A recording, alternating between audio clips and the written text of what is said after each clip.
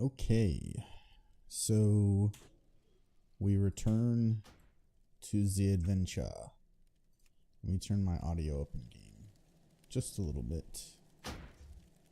Oh, and let me have it plumb through my headphones. That would be great. There we go there. All right, we are back. I made it to level 13. I didn't start the stream for maybe like 15 minutes. I just was going to log on quickly and maybe not play tonight, but I decided let's go ahead and play for a little bit. So last we were in Brill. All I have done since then is I went ahead and walked from Brill to Silverpine, where I did a little escort quest where I did not mean to, but unknowingly like ninja'd the escort from like a group of 4 other people because I just walked up and clicked him and it just like auto started it and they were all mad.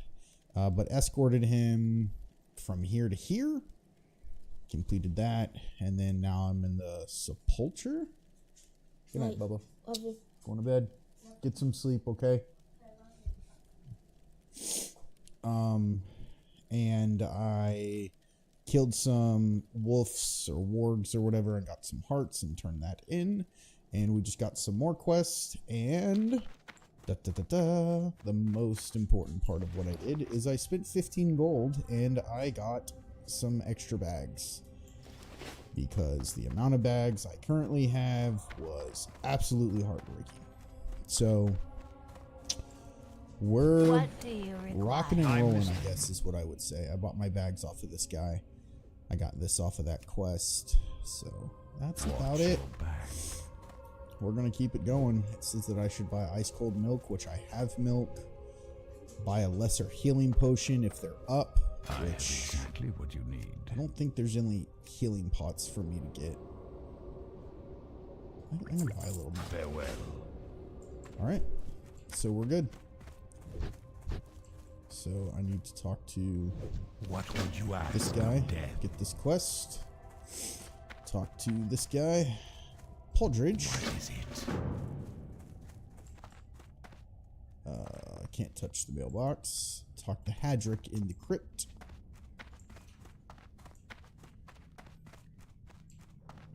Oh, and also I found a drop off of one of the wolves. 1 stamina, and it's a priest mace. It's like made for me, man. So What now? Work complete. accept that. Turn and speak with Ring. We'll go ahead and do that. And then hopefully we can get a little bit of questing done before the night is up. Okay, do I need to talk to this guy over here? He's got like selling lemonade over here. It's a little That better be good. Sweet. Alright. Now we go kill Moon Rage White Scalps. So this is a new enemy type that we have yet to encounter. So what are we going to do? We're going to test the grounds. Might as well turn this in. Hopefully. Does this start an escort? Speak quickly. Trust no one. Buy a bat, ride to the Undercity, and take Poldridge's order. Is this timed? Beware. I'm not going to do that right now. We ain't doing it. Not right now.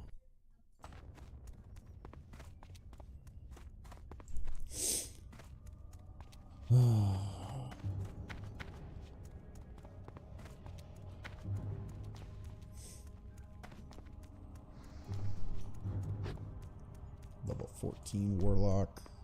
I'm trying to gauge when I'm thinking that this game is going to start getting more difficult. Like at what level does this game actually start becoming like more troublesome in regards to worried that I'm gonna die. Ferocious Bear.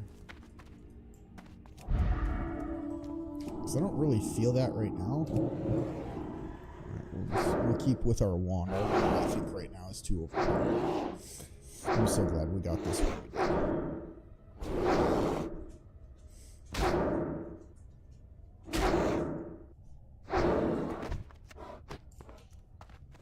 but I don't know. I don't know at what level.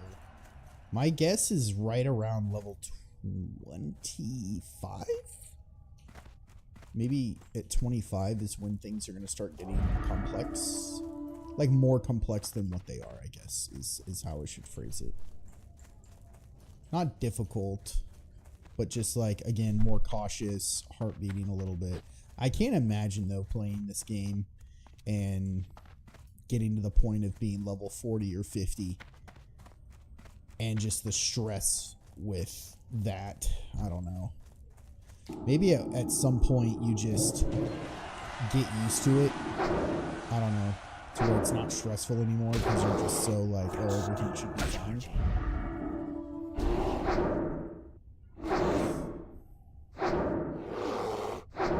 I'm not so certain.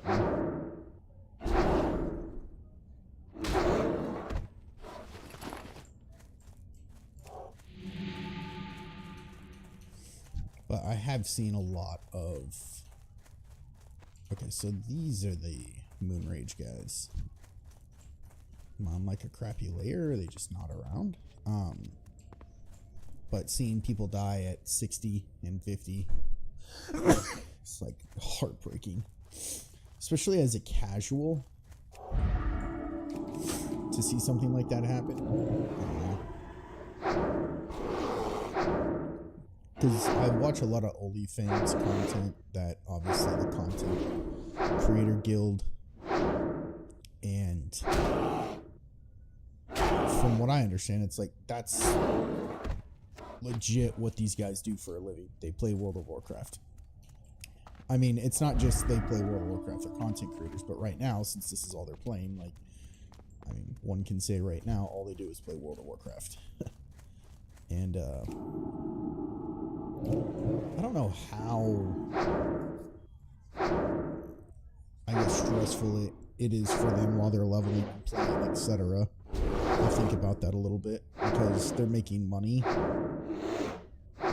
you know, with what they do. It's their job, but also just how fast they can level and do everything. I would think that it's just like, oh, okay, I died. Alright, I'll start over again.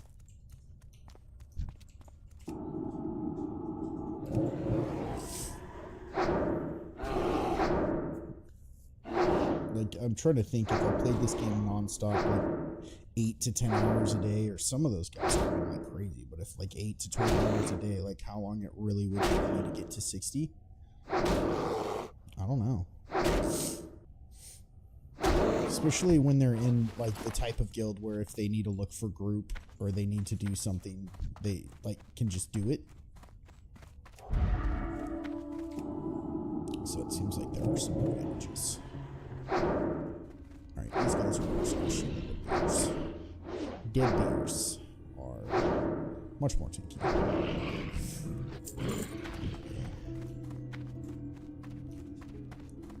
Alright, we're just doing a circle.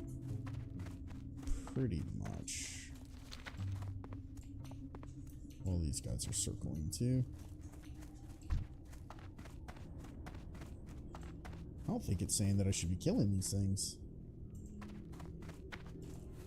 I mean, I'll kill it. Why not? I'm not worried about them.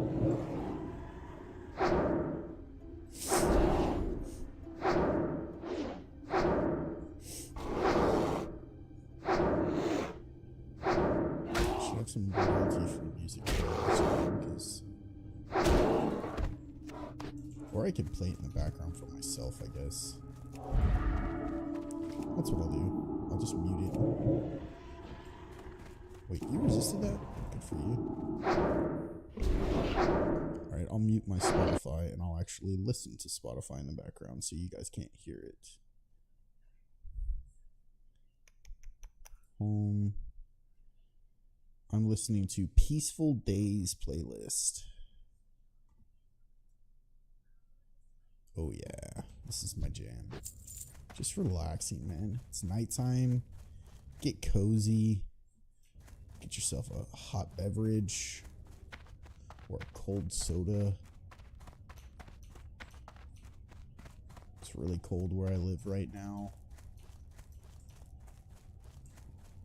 got my firewood from my fire. Just playing some World of Warcraft hardcore. Looking for some fine folks to talk to though. That'd be nice. There's so much I want to discuss. Such is life though. Such is life. Alright.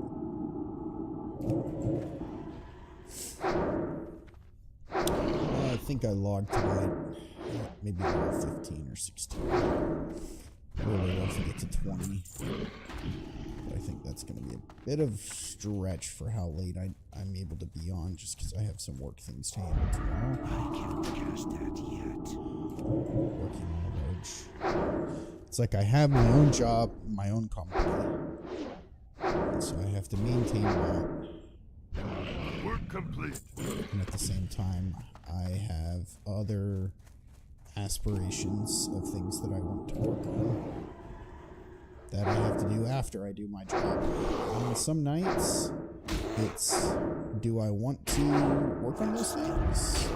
Or do I just want to play World of Warcraft and stream? Or play a video game?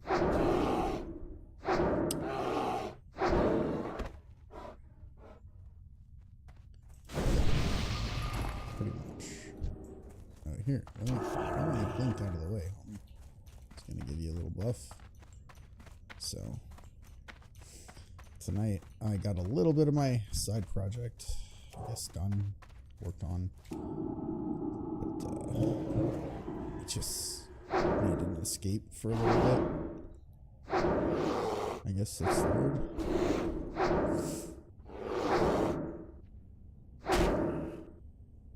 That's the word.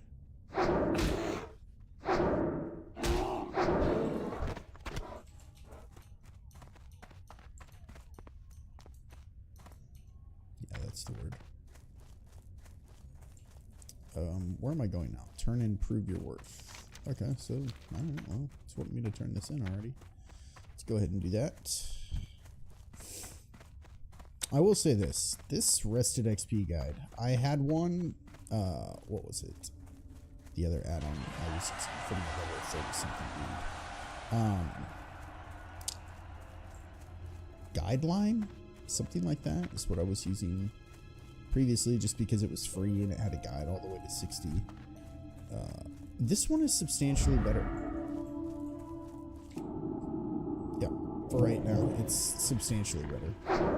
Not to complain, the other guideline one was great, it helped a lot, but there was just a lot of conflicting things and not straightforward. Go here, do this type stuff.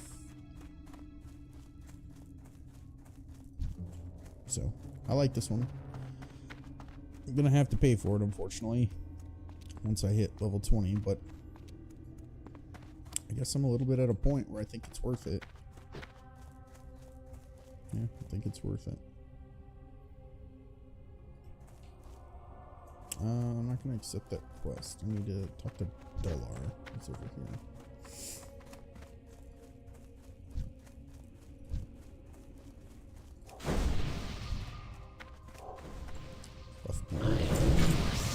It's only polite. Enter the house and go to the second floor. Whoa, what house? Go to the second floor. Loot the dusky spellbook on the ground. Okay. Fair enough. Where's it at? Up here? Here? Okay, so it's over here. Alright, fair enough. That's what we'll do.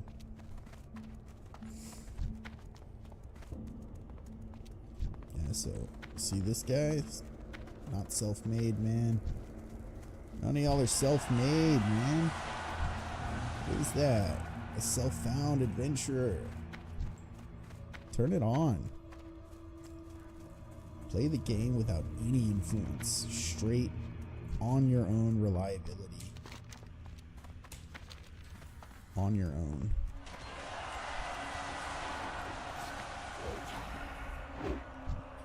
Why are they fighting?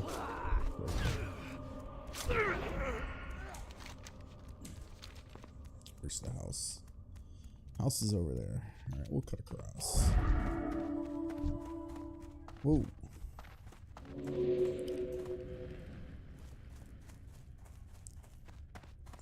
One of the things I was thinking about the other day when I was watching Summit 1G play, he made a comment about how players just need to focus on their movement better. And I thought that was actually... Who is that? Who's upstairs in here? Is there like a big boss fight up here?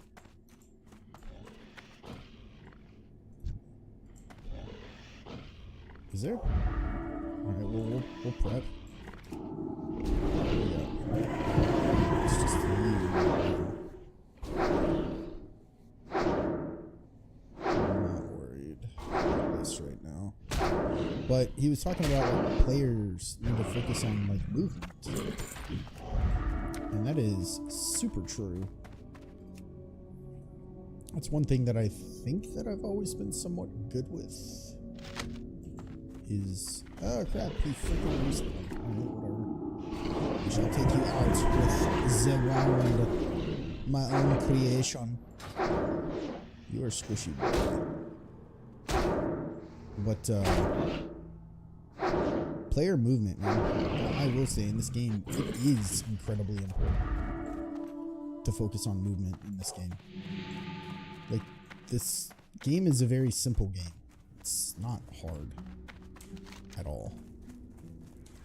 But one aspect of it is being able to be like aware of your surroundings, aware of your threat, aware of your pull radius from things and aggroing things, and making sure you're around the right corners, making sure all of the things. So I don't know, I think that that was a really good point that he brought up, that a lot of people, I mean, the game is pretty much like, I mean, watch, the game has been this for 13 levels so far. Push one button, you know, like push two buttons, whatever. It's fine. It's soothing, it's enjoyable for me for right now, but doing that isn't going to last this entire game, and you got to know your movement. Fun fact, hot take. All right, so it wants to take me this way. Are there bad things?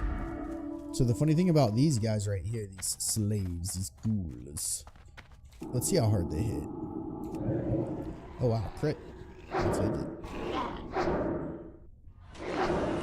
Alright. I was watching that guy, I forget his name. He's, oh wow, oh, mini pot. I'll take it, dude. I'll take what I can get. I am self-found, baby. But there's the one streamer guy, content creator guy. Am I safe here? I am.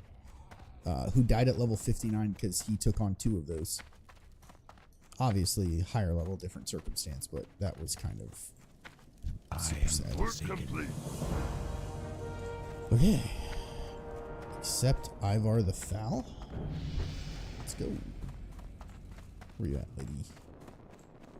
I am forsaken. Okay, be careful. Loot him for his head. Clear the entire area of the barn and pull the Raven Claw slaves. Okay. We can do that.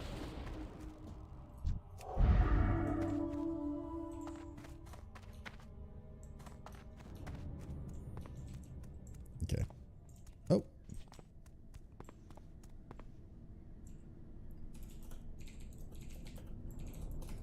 Room for one more, gentlemen?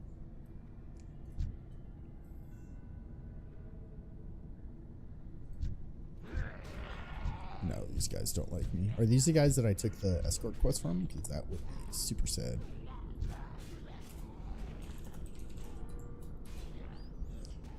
Always say please.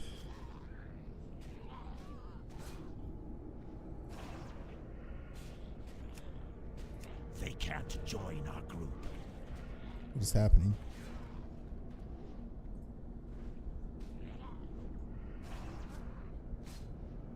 Really? I've got to wait for this twice now?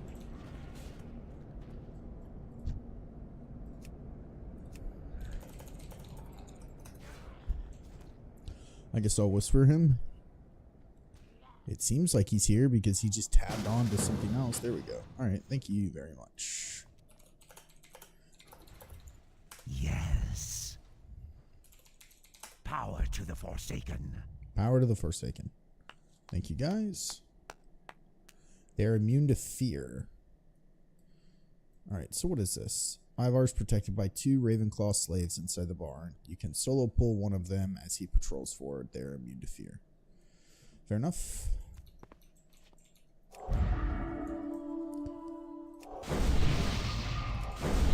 Guess I can do that since I'm here. Slave! Kill the slave!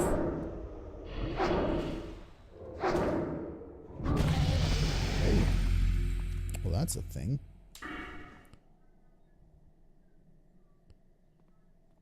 I'll take it, because I want a lot right now. Sweet. Now we're full.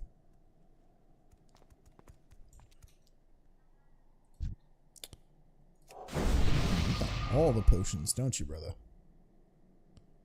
Good for you. You got those by yourself, too? Good for you. Interesting. Alright, let's kill this guy so I can get out of this group. I feel weird. I don't like being in groups. Only when I have to. I agree. This is miserable waiting for this. Peak gameplay.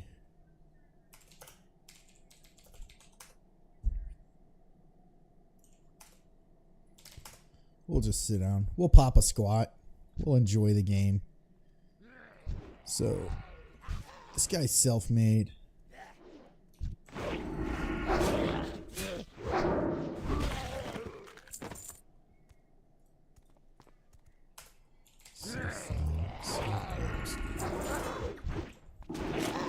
There's Ivar. Bam. Got the head. Do I, guys? Good luck. Leave the group. Alright, cool. We are solo again. Yay. Alright. Man, we already hit 14. I don't know, man. I'm pretty good about this. Teehee. Okay, let's lessen this. I don't need all this garbage. Be careful there, Remy. This is a level 25 elite. Steer clear. Okay, so apparently there's a level 25 elite in the area where I'm about to go. I need to kill bears, and I need to loot their hearts. So that's what we'll do. We'll kill bears, and we'll loot their hearts. That bear is next to that guy, so we're not going to go after that guy. Because we know stupid. My wand should not resist. It should be doing a little bit more damage, which is amazing. It's resisting a lot. I'm not a fan of that.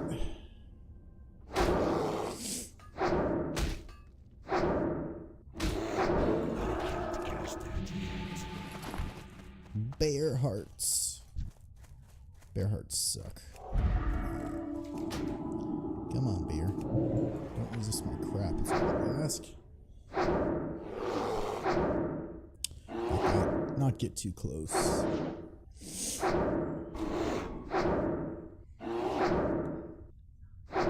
Man, I found such a good playlist for this. I can't play it on stream because someone probably owns it, so only I can listen to it, apparently, while we play. But it's just like chill retro gaming, but it's like on the piano, and it is super satisfying and soothing. It's very cozy. Another artist. Okay, we have another bear. Okay. I'm gonna have to get crazy. I'm blessed. Is TPR. ends up watching this. That is a band. Actually, that's not a band. That is an artist I would recommend. It's TPR. Actually, have purchased a record from them because that was cool and coming back into style. So, you're kind of close. Is purchasing like vinyls for video game soundtracks. I don't really like vinyls that have a lot of like lyrics to them. I just like vinyls for video game soundtracks. Okay? And so I bought one for TPR, and it is amazing. It is for Final Fantasy. They have a couple covers of it, and it is phenomenal. If you're a fan of just retro music, if you're a fan of just kind of peaceful music, I call it like thinking, relaxing music. Also, if you're a fan of Final Fantasy. Amazing stuff. Alright, these bears kind of suck. Their drop rate is awful. You're surrounded by all kinds of dangers in the forest.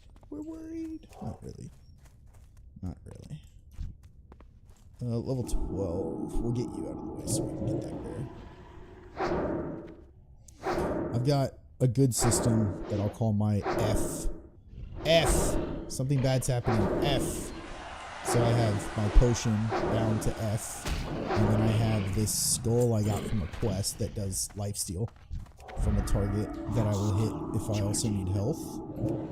And then I've got my sticky glue down here to stick them in place. And as a last resort, I have my sleep stuff that I can put on them as well. So right now, we're crack-a-lacking, man. We're cracking away.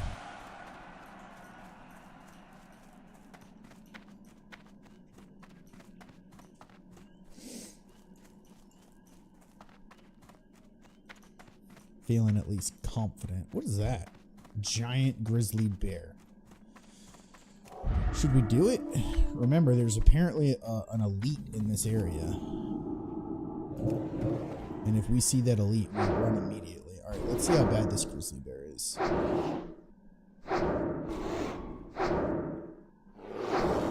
Okay, this bear's not half bad, I guess.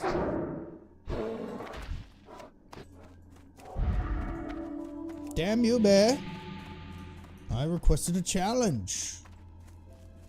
I see there's no challenge here with you. All the way back there. Alright, I'll take it. We want to go for the soft bears, though. Yeah, these guys. Way quicker. Let's get me on edge about this elite. See? Fucking bear drop rate sucks, man. This quest sucks. No, priest. My bear. My bear. Hello, friend. Verthopfus, or whatever your name is.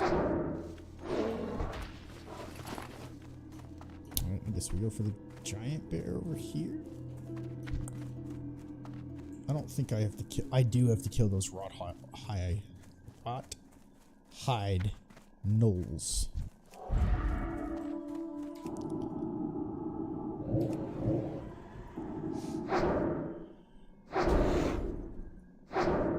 Grinding away in the forest. Let's get some thematic.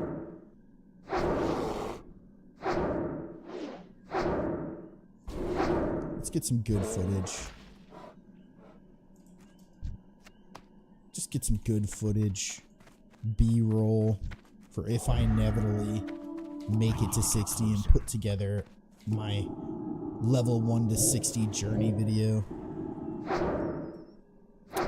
Taking running bets for who thinks I'll actually be able to make it to 60 without dying a single time. I'm trying to take it serious though. Legitimately, I'm trying to take this seriously. Bear meat. Put some inner fire on. Some touch of weakness. Let's be an actual priest. The funny thing is I've never leveled a priest. Ever to max level. So this is a new thing for me. But they seem pretty cool, right?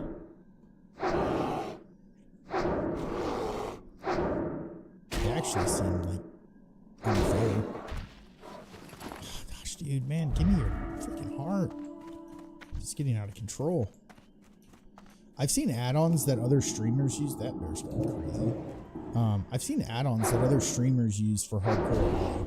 Is like whenever they pull too much threat, or whenever they get near something they're not supposed to, like their whole screen starts blinking red, like really badly. This bear is on crack. What is your deal? I want to kill you now. What is literally going on with you? This concerns me. Yeah, we kill you. You're on crack, dude. I'm gonna calm your freaking butt down. Okay, I got more bears coming. I'm gonna start moving them over here. We'll throw a renew on ourselves. We'll get another one of these. Alright, we'll win. I think I feel a little better.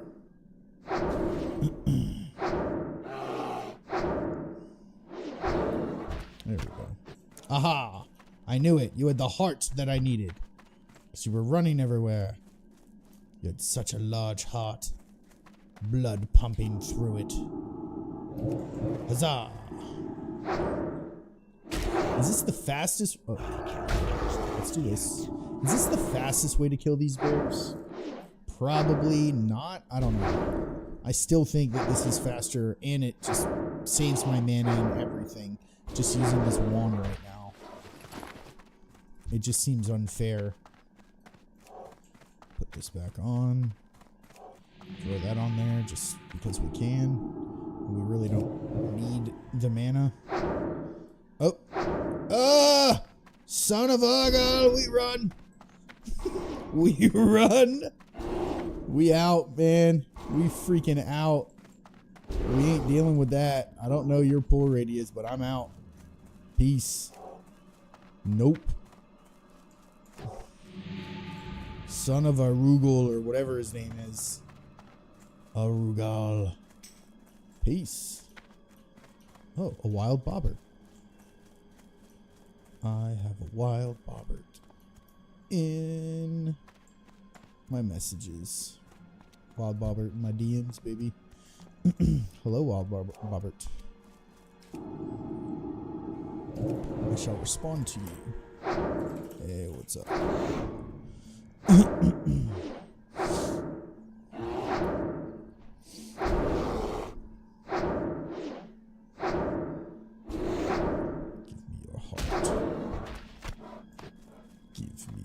Heart, or give me your soul. Dang it, I knew you were gonna take that. Alright, well, I can kill these rawhide dudes. Not much. Going okay. Things have been going okay. I need a mental break from life right now. That's still charging. I feel like things are gonna take a turn in a good way. I mean, I hope. So, yeah.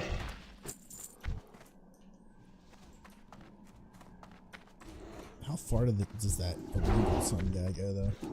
Ooh, do I need these guys? These mystics. Hold on.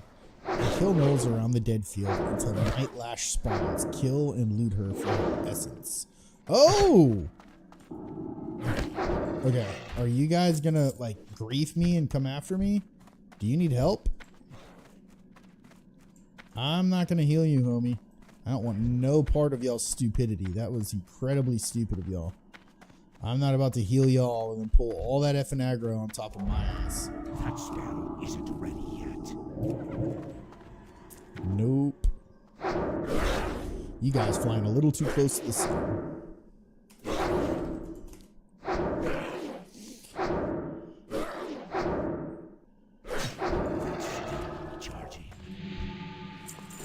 Get me some linen. So some sort of nightshade thing is supposed to spawn, I guess. Movement. Moving to the side. There we go. Checking the area.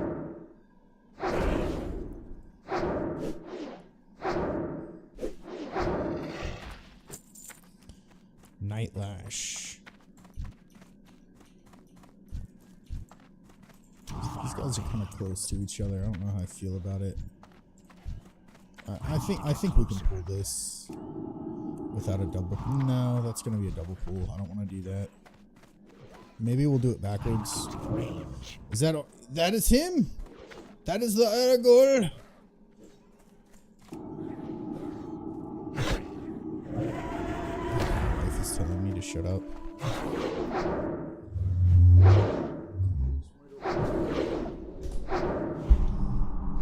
Okay.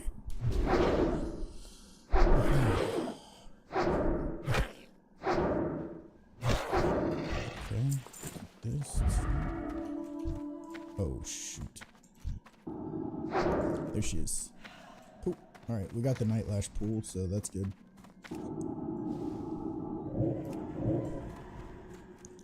Yep. I got the pool, dude, not you.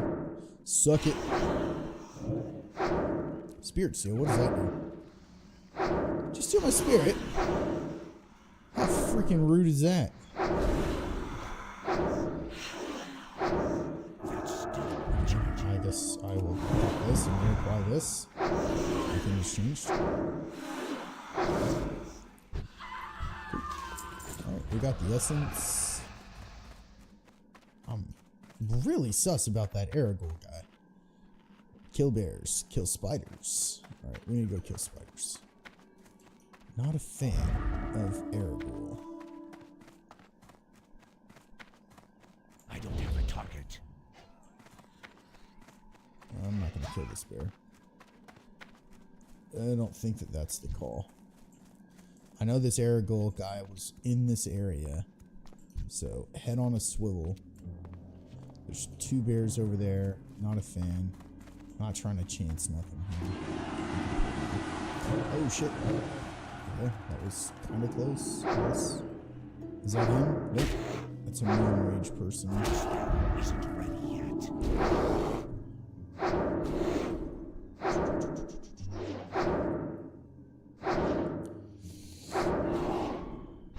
Give me your heart, dude. Oh, wow. 1 strength? I really don't need that, but I can disenchant that, so that's kind of nice. See, these are the things that I need. Get my disenchanting up, and then I can create a better wand than what I have, which is huge. I can't cast that. Redo this, redo this. Has my friend responded? He is not. Dang. Alright. Kill this bear. I should go reply these two, shouldn't I?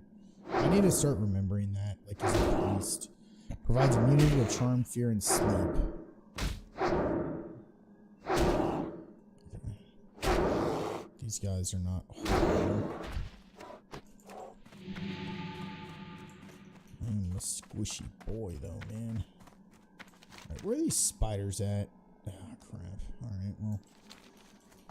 I feel like these spiders are in an interesting and peculiar area. That can be another part of what we're doing. Try and... Oh. Okay. Okay, guy. Just take them all, you douche. Try and record other people's deaths. I have yet to see someone die yet, though. Really? 2 of y'all? It's lame. Alright, we'll go around.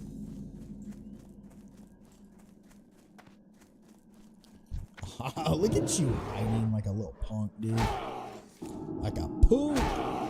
Holy crap, you freaking hit. Look at you hit all hard. Look how hard this dude hits. That sparrow isn't Okay. ready yet. Pop this and we'll do this. This guy hits kind of hard, man. I ain't about that at all. Good job. Interesting. Alright. Stressful little area that we're in. Which is fine. Do you need that? You don't. Okay.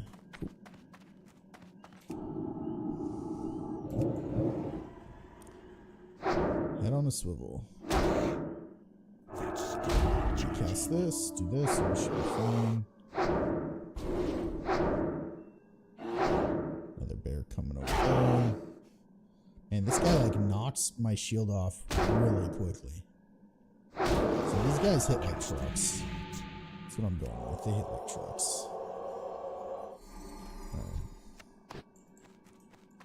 You know what? I'm gonna change this to this middle mouse. Yeah. Because Fade I really shouldn't be using unless it's like dire situations and I can just press the button. That spell isn't ready yet. Alright, let's see what kind of trouble you're gonna give me. Kill spiders, Ethan. Be careful if Krith's Shadow Spinner is up. She will kill you. She has a 130 damage shield on a 15-second cooldown and 110 damage instant shock ability. Holy crap, we don't want none of that. Alright. Still clear of the Shadow Spinner.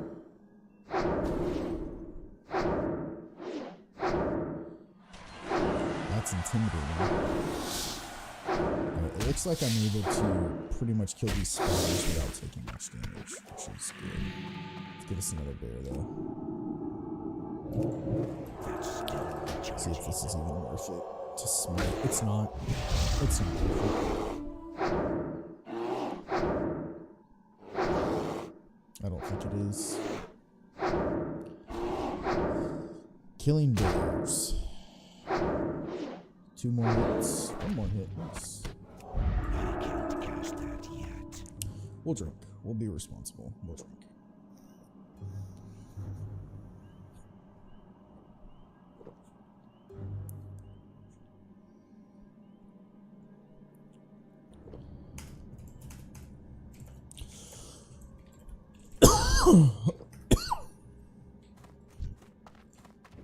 Far away. Resisted. Okay. I'll take that for what it is. That spell isn't ready yet. Back. Same for me, unfortunately.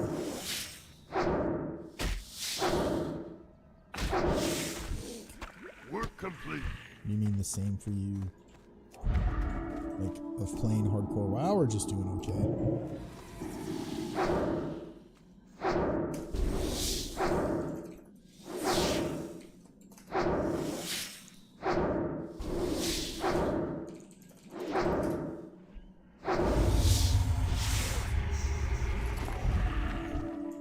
Okay, spawn right on top of our booty. That's fine. What are we looking for? Is it skittering blood? Okay, fair enough.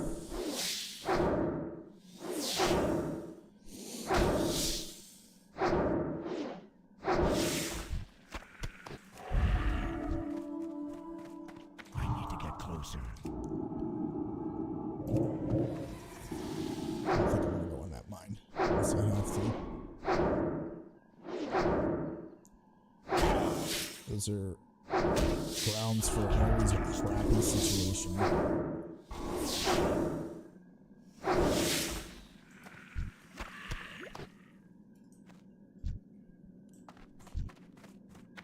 Far away. Alright, you're level 13. We run you out over here. Get some respawns. Cast this again. Yeah, see, they're starting to respawn behind me. That's what I don't like. I think that's stupid. We stay.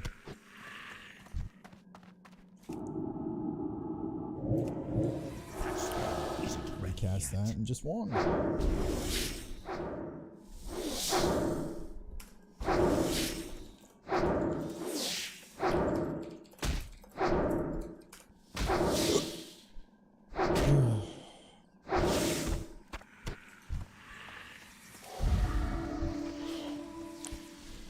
Did y'all see that? In a matter of like 2 seconds, there's a billion. What the freaking heck, man? It's like a billion people here now. It's kind of lame. They're gonna steal everything. Whatever, stay in your groups. Let me pop in Discord with my buddy real quick. Oh. Oh god, no.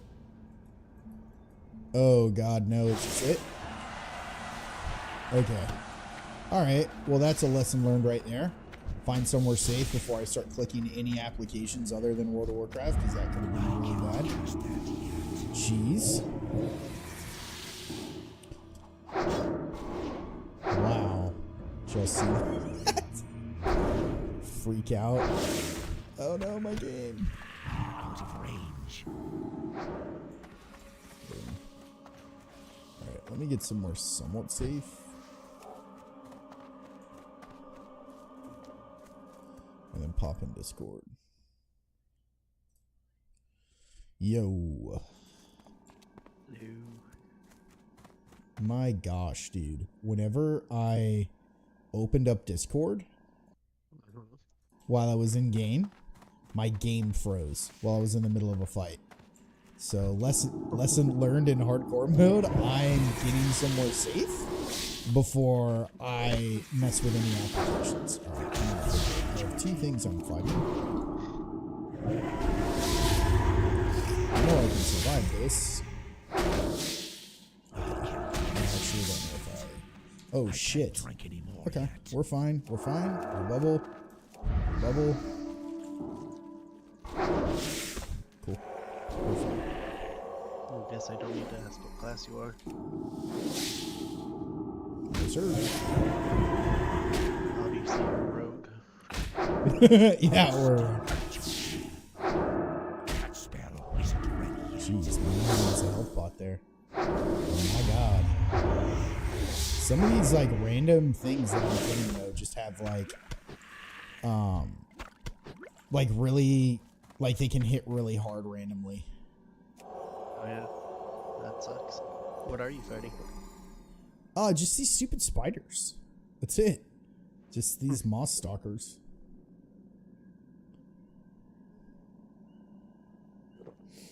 That's it. But I'm used to playing my warrior, right? So I can take, like, it feels like 1 billion hits before there's a problem. And with this priest, it's like 3 hits, half health. Oh no! Well, stop getting hit. I know, dude. Well, I've got a system right now. I'm trying to, like, with each level that I have, I'm, like, trying to find a theme. And the theme is pretty much... there's certain enemies I'll fight who are obviously way squishier than others.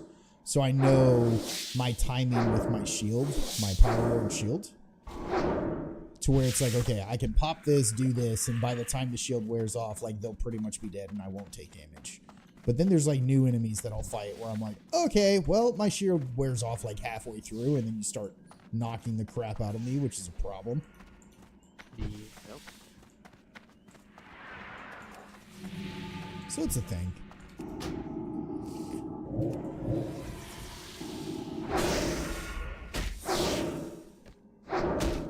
Yeah, I think that'd be for priest and hardcore. Why too squishy? Yeah. Yeah, this is kind of terrifying a little bit.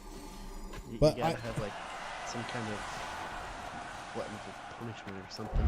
Yeah. Well, my thoughts were this. Like, this was literally my reasoning. Because I've played Warriors, obviously, like, many times. I'm very familiar with Warriors.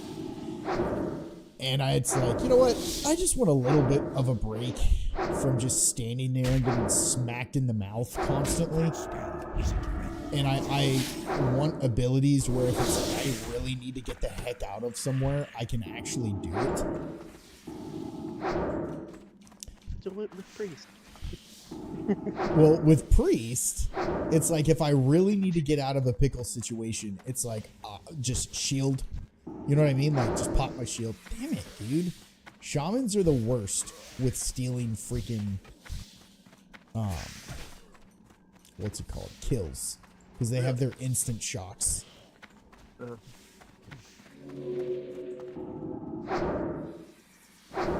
I stole that. I certainly don't have any shields or teleports. I'd go with Warlock. Yeah, my thing is, I think Mage, personally, I don't know. I think Mage is probably one of the easiest classes in hardcore because of the literal amount of just escape abilities that you have. You know what I mean? It's just like, if you need to get out of a pickle and you can't as a mage, like, you just deserve that death. Yeah, or you're like level 1 and what are you doing? Why you have to go out of your way to find that level 1. The guys aren't even red. Exactly. So to me as a priest, I don't know. Like, I kind of think as well as a priest, like, there's not much excuses, because like if shit gets super pickly, it's like you have got your shield, you've got fade abilities to drop threat and to keep things from attacking you. You've got a bunch of heals, right? You've got a bag of tricks to get out of sticky situations. Yeah. I mean, I'd say the only thing they truly have up on the others is obviously the healing. Exactly. Like, pop a renew on myself, you know, and just bubble, like, shield myself.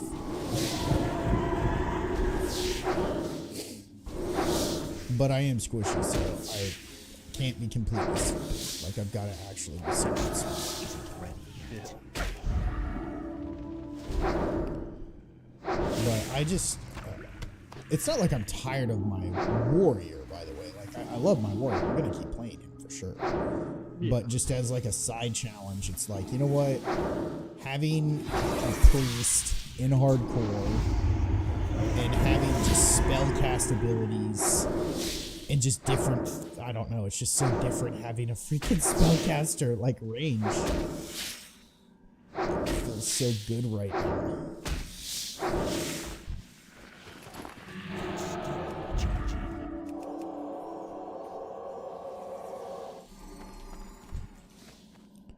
How many more of these things I need? I need one more. All right, we're in business. At least they're spawning quick.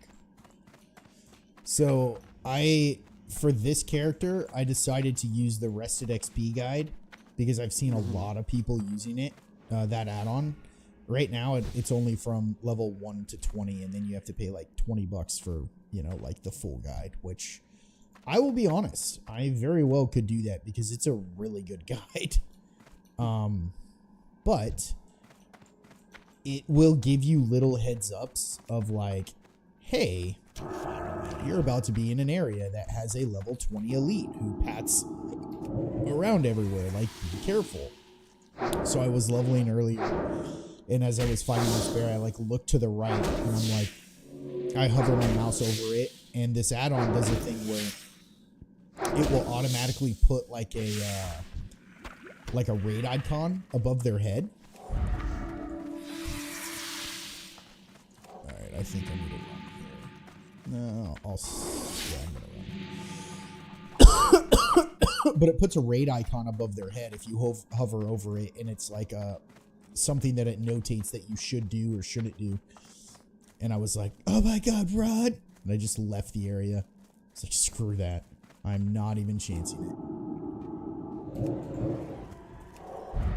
Last thing I need is a level 25 elite to just two-shot me.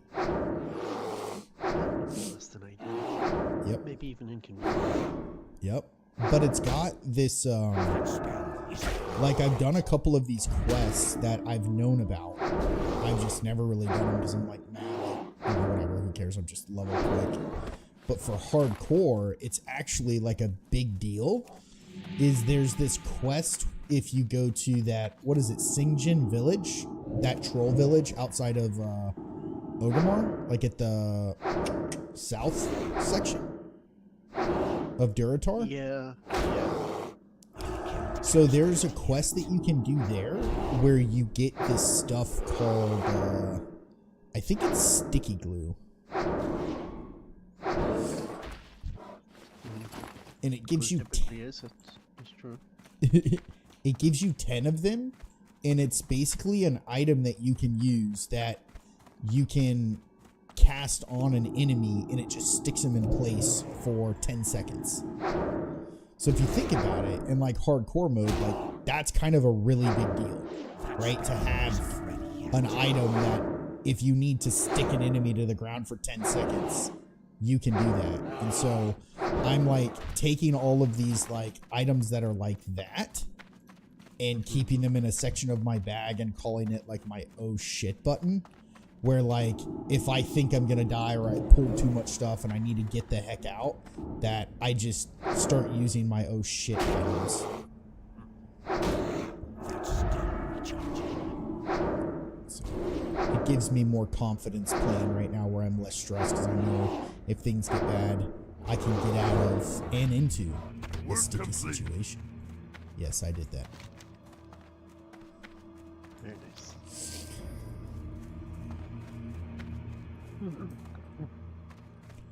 What are you up to? Just doing some regular retail. Nice. They just the anniversary event's done, but just kind of messing around. I'm actually doing some older raids, collecting transmogs, because they also, within the past month or two, made it to where you can collect appearances on other characters. Not that a mage can wear plate armor or look like he's wearing plate armor, but And you are. like, let's say I'm Victory running, for Sylvanas.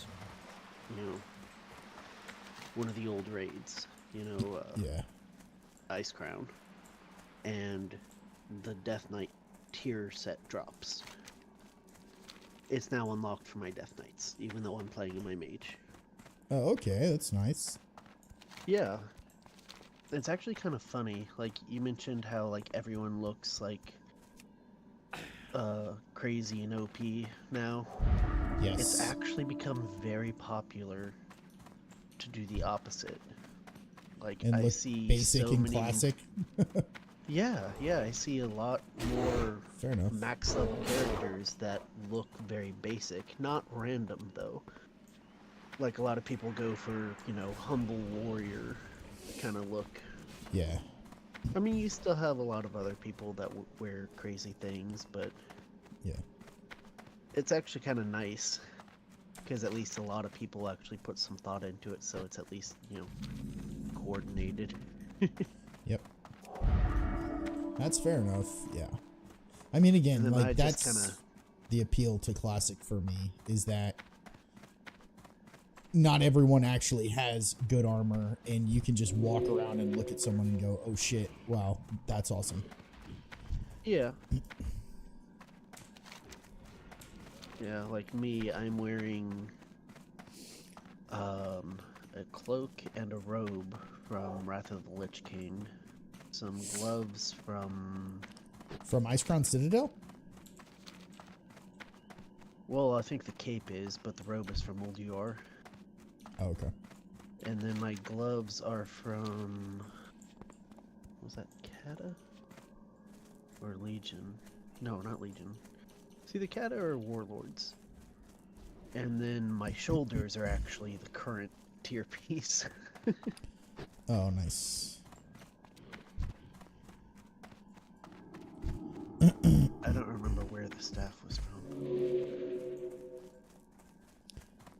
Then the So- headpiece was a promotional thing. Nice. So, in this hardcore mode that I'm doing, because screw it, why not? It's like, if you're gonna go hardcore, I don't know. Like, this is the way that I looked at it. I'm like, if you're gonna go hardcore, then why would you not go as hardcore as pretty much the game allows you to? So there is a mode when you select hardcore where you can check this thing that says self-found, which Yeah, means I saw that. this is basically all it means.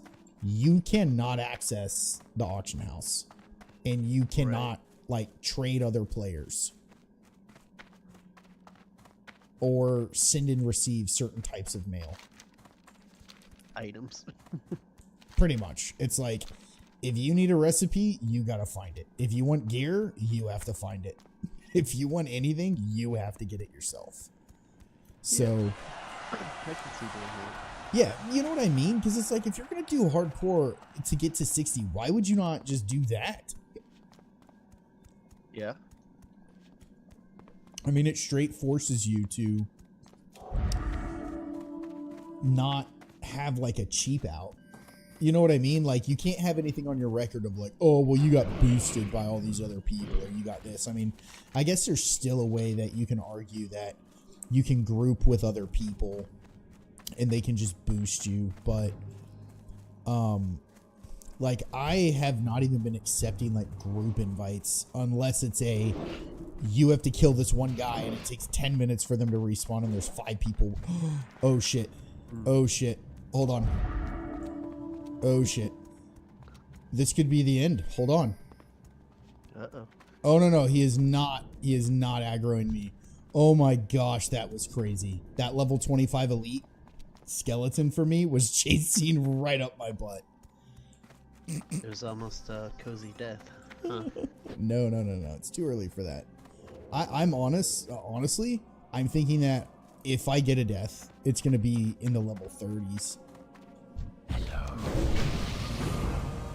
That's my speculation. I think I get my death when I'm in the 30s level. But who knows? Sorry, what was I saying before that scared the absolute crap out of me? Speak quickly.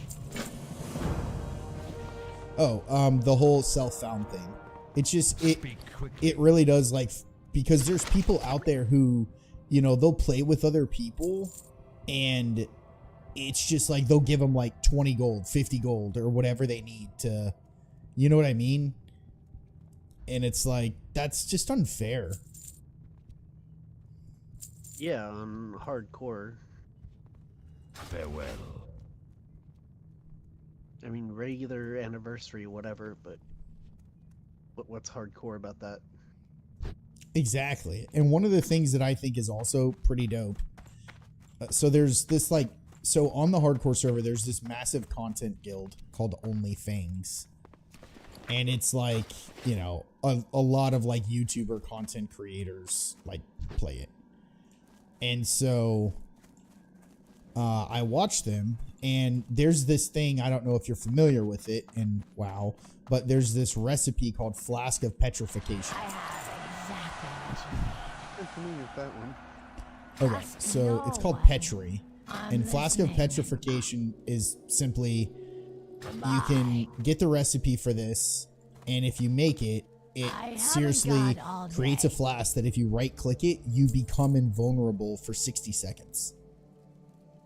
And you can still attack? No, you can't move, you can't do anything. Oh, okay. but think about it. You become invulnerable for 60 seconds, which, I mean, what would that mean? It would mean that you can essentially just, in a raid, if it goes bad, right? Or if you're in a dungeon and it goes bad, you pop your flask and leave the group and it automatically ports you out of the raid. Right? Yeah. So it's not necessarily when they made hardcore did they really intend for Petri to be used that way. It's kind of like a loophole, if you will. And so the Only Things Guild finally found the recipe because they also, damn it, only one strange to us. They also Lady, play watch where over their you. characters are not allowed to use the auction house and this and that. So everything they get, they have to find as a guild. And so someone finally got the recipe for Flask of Petrification, which they're like, that can change the whole dynamic. We'll start having less deaths because people can just keep Petri flasks on them. And the guild leader was eventually like, no, like, we're not going to use it. Delete the recipe. And created all this controversy. But that's another thing Yeah, where I'm I'm sure like, a number of people would be upset about that, but yeah, because if you think about it, it's like, that's just like,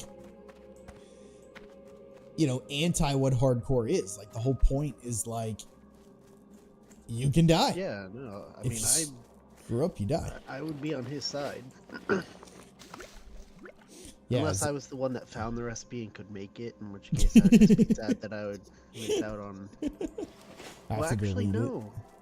Because I wouldn't be making money because I'm not using the auction house. it. Yep, that's the thing. You can't. It's not like you can sell the Flash. You're not allowed to use the auction house. Yeah, so never mind. Even if I was the guy, I would still be upset simply because it would be like the one time in all of these 20 years of playing WoW that I find something. That's like super rare. Yeah, you can't use it. Yep. Yeah, I would just be upset about the irony of the whole thing. Yep. Yep. Oh shit. I got rid of him. Alright, it's fine.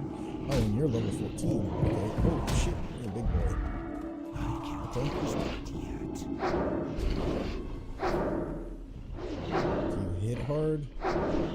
It seems like you hit kind of hard. You. Holy shit, you hit hard, man. I gotta heal myself. Do this. Put this on you and bomb you. Okay. Noted. And you become enraged. Okay. Duly effing noted. Jesus. It's like you notice so much more of the things you fight now. Because it's just... Oh shit, where is he? Where is he? Son of Argol is somewhere near. Where is he? Dude, someone needs to kill this elite. I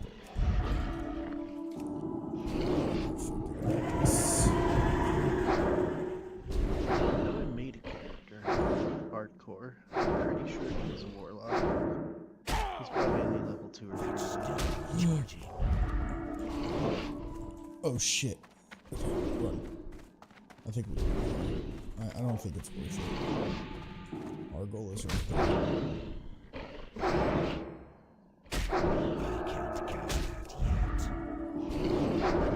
You have made a hardcore character? It was just like when this all first started, when we were kind of chatting about what we were going to do. Oh, yeah, for sure. So he's like maybe level 2. I'd be surprised if he was level 3. But he is undead.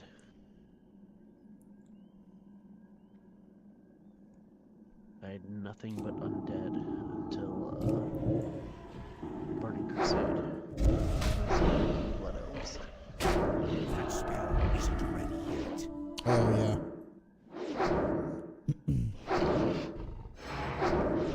Then, you know, as I played more, I started branching out Tauren here. You know, because I eventually had a Tauren group, I sure as hell wasn't going to make some dirty alliance. Amen to that, brother. I mean, now I have a small handful of alliance characters. But it was like forced. I love how like our only alliance characters are forced. It's like, because we're not Some of them allowed were. to. Some of them were. A couple others were just basically like, you know, I've played all these things on the Horde, you know, 4 or 5 times, so, you know. Oh yeah, little difference. Some of it was to get a little bit of a difference, like, Yeah, for different example, scenery. the garrison in Warlords of Draenor. You know, I wanted to build an alliance garrison. I have multiple Horde garrisons. I want to build, you know, a little town like the humans had in Warcraft 3. I'm down If with you it. ever played with that, with the garrison. Can you explain it to me? Because I did garrisons come out Warlord of Draenor? Yes. Okay, and what expansion was that? After Mists of Pandaria? Was it right after that? Was it getting mixed up? Yeah, it was. I think it was. Garrosh ended up. Garrosh was the main villain of Pandaria, Yes. and there was a rogue bronze dragon that helped him get away. And Warlords of Draenor was this. This is a very simplified method of explaining it, but still accurate. Alternate timeline. the Outlands never blew up, and the orcs never invaded Azeroth. So Draenor is an intact outland. For example, Hellfire Peninsula is the Tanan Jungle. Also the Dark Portal. Hellfire Peninsula is one of my favorite areas, by the way. Well, it'd be unrecognizable for this. Some of them are a little bit. Oh, Zangar Marsh is the Zangar Sea. Like, it's not even a zone, it's just an ocean, but you still see the mushrooms sticking up from it. Okay. Shadowlands Valley is actually, it's still culture. It's not, you know, like moon-like landscape. It's actually, all of it is, you know, alive. Forests and Dude, this whatnot. guy is so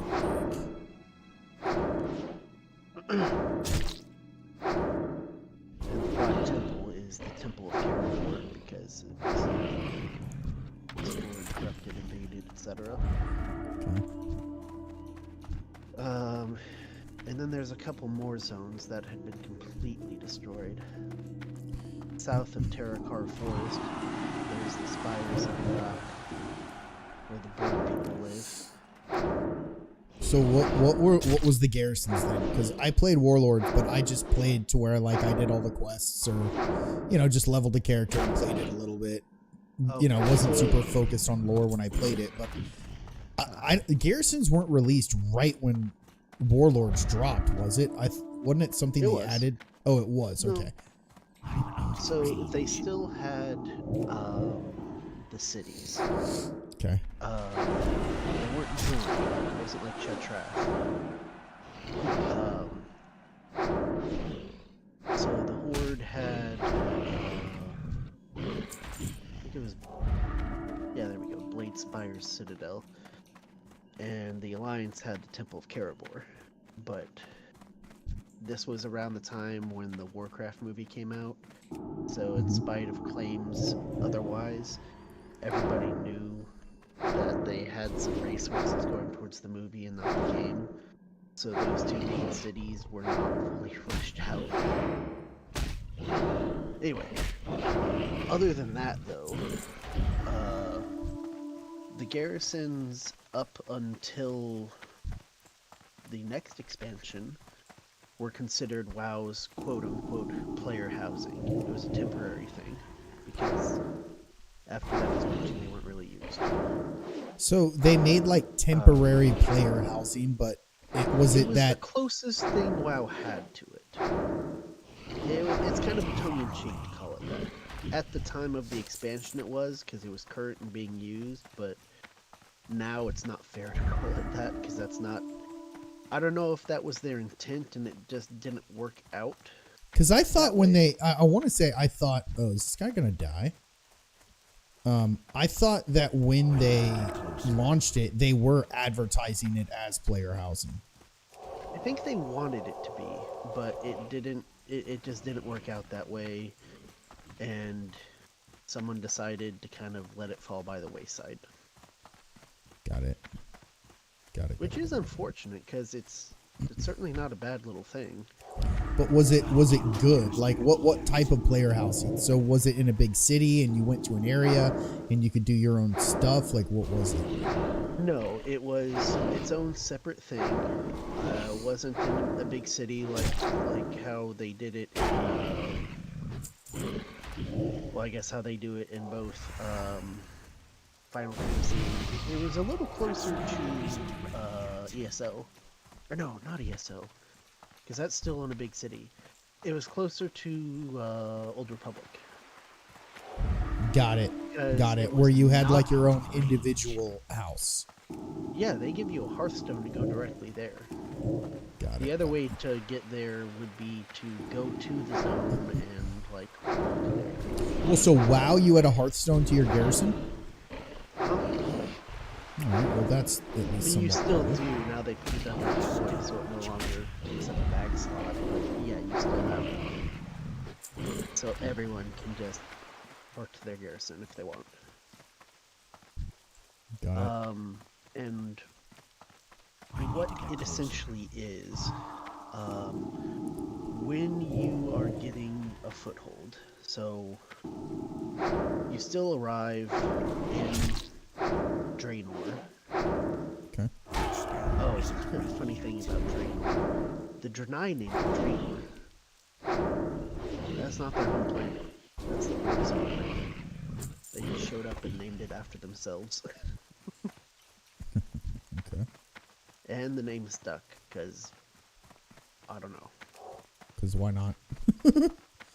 Because, I don't know. Same reason America is called America and not whatever the fuck the Indians called it. Okay, not to go off topic, but did you hear what Trump just announced with the Gulf of Mexico? I'm all for it. I mean, I'm not opposed to it either. But I think it is absolutely hilarious, by the way. Yeah, because it's like, what are they doing with it? Polluting it? What Yeah, else could they do with it? I legit, when I saw that, I was like, okay, this is exactly what we all signed up for. Let's go, baby. I mean, hell, you could even compromise and call it the Gulf of the Americas. We all know the truth. Wink, wink. Yeah, we share it. That's what we do. We shall share with you. Because we all know no one's gonna call it Gulf of the Americas. They're gonna call it Gulf of America or American Gulf. Sorry, you were saying though, sorry.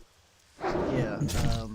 So after you progress a little bit, you know, you come into the Dark Portal, you quest in that area, and then you move on to the next zone, which I believe. I don't remember if you go straight to your factions zone or if they run you through Talador, which is Terakar Forest, by the way.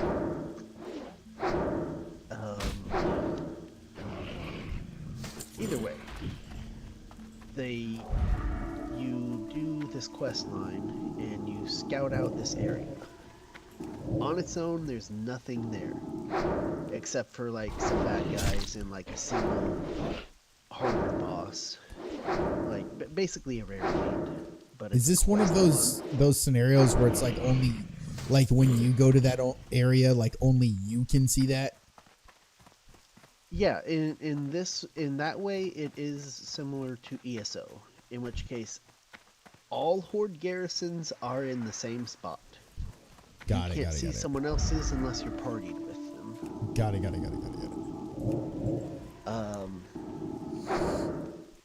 So after you kill the rarity and all the other shit, you build your first main building. I don't remember how many main buildings. So they have 3 tiers of buildings. They have the one main building, which you can upgrade twice, and that has a war table where you send dudes on missions, just like Shadowlands. I don't know if you ever played that one.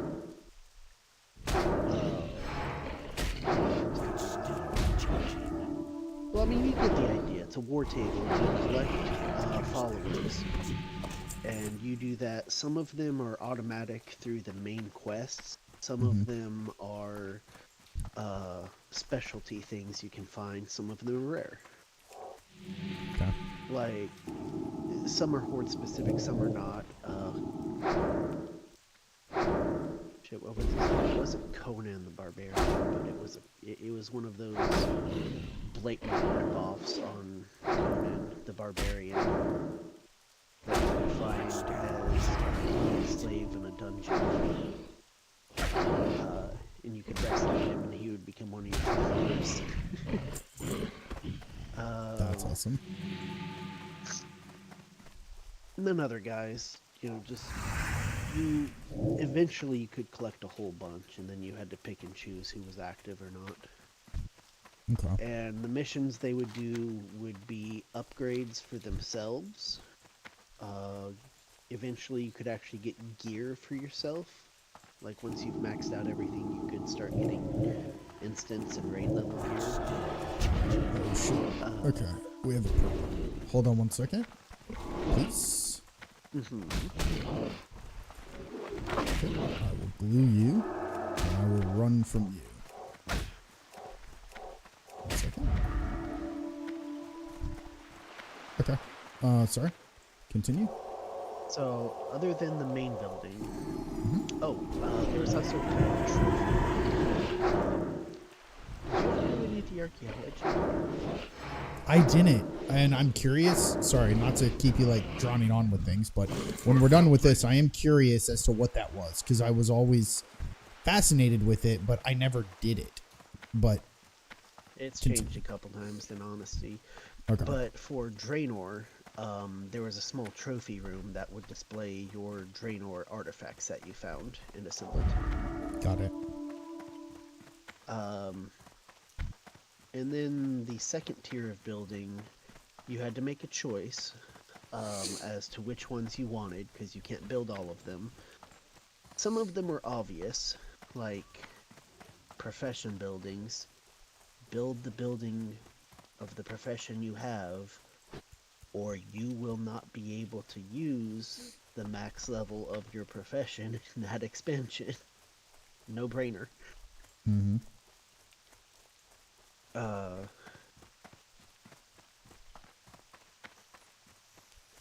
then there was some of it was just aesthetic. And others were a different kind of I guess trophy, bragging rights, whatever you want to call it. They would just be little displays. I think there was 3 of them scattered around your garrison. And you would unlock them based off achievements. And only like 2 or 3 of them you would get through the normal progression. Others were actually, legit like bragging rights. I think I only have 2 or 3, and there's probably at least 8. Okay. But you would essentially build this little village. And they would have an occasional raid that you could do, like your garrison's getting raided and you can defend it. Mm-hmm. And that would get you some decent little rewards.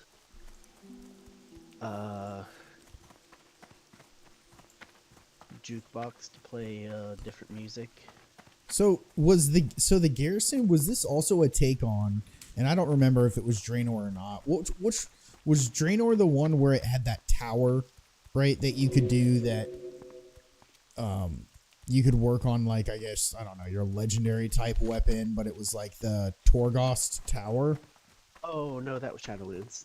Okay, never mind. So in Shadowlands, they had the garrison stuff, and I thought that was just like you had like that little mini game that you could like send your guys out to do things for like random mats or XP or gold or whatever. The garrison did have that same type of table.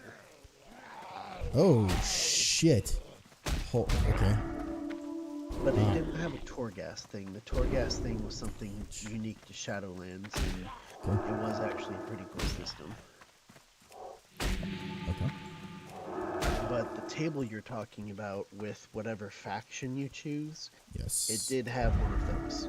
It's the Okay. same exact system of followers and sending them on little missions. Okay, because I do remember that. Like, I don't know how I truly felt about it, because it was like I thought it was cool because it's like you can play WoW when you're not playing WoW. Yeah, they And- had that. Yeah, that's what I'm saying. Like the app was cool where it's like you could do that, but It was wasn't OP. Like, even though eventually you could get tier level gear, it was like the basic stuff, not like heroic or mythic or anything like that. Yeah, I wasn't worried about like it being OP. To me, it just created this.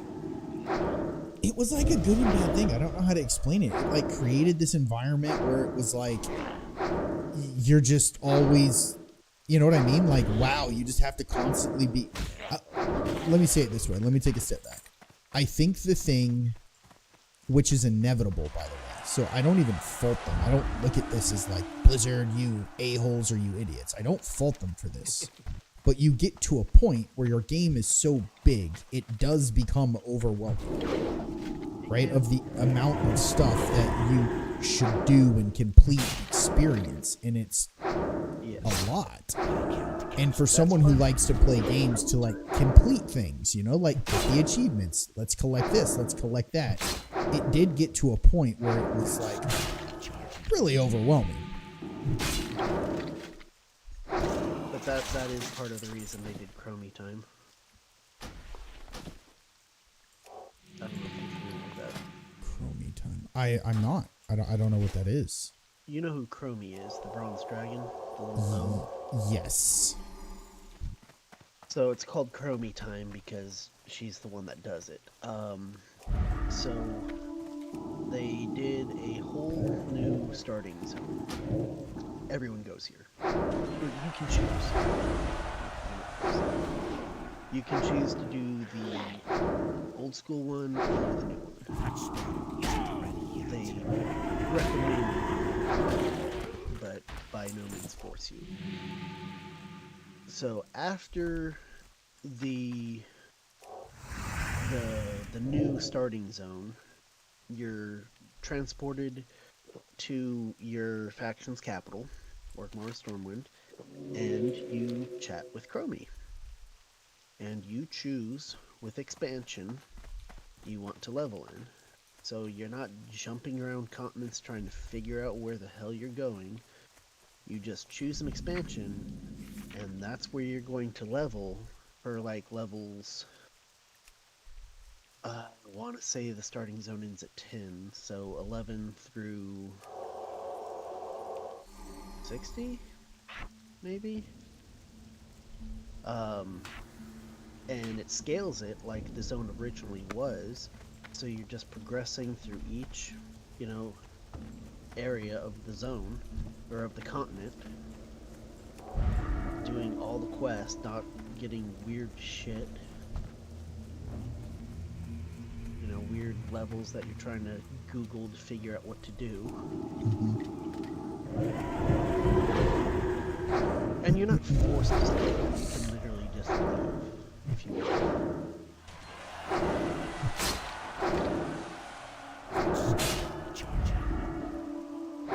Yeah.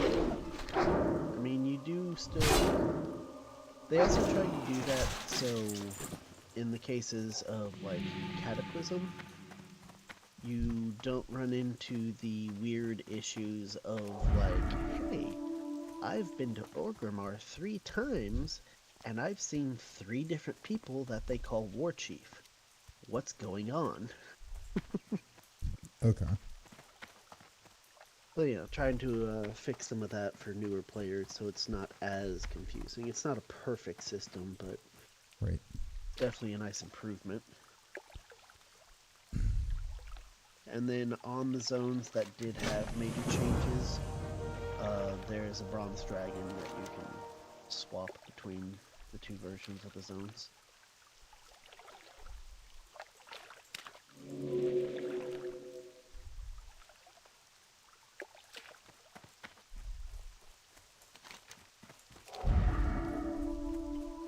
I would say one reason I think Garrisons didn't continue is they realized that even though it was originally wanting to be player housing, they realized that it was also causing a lot of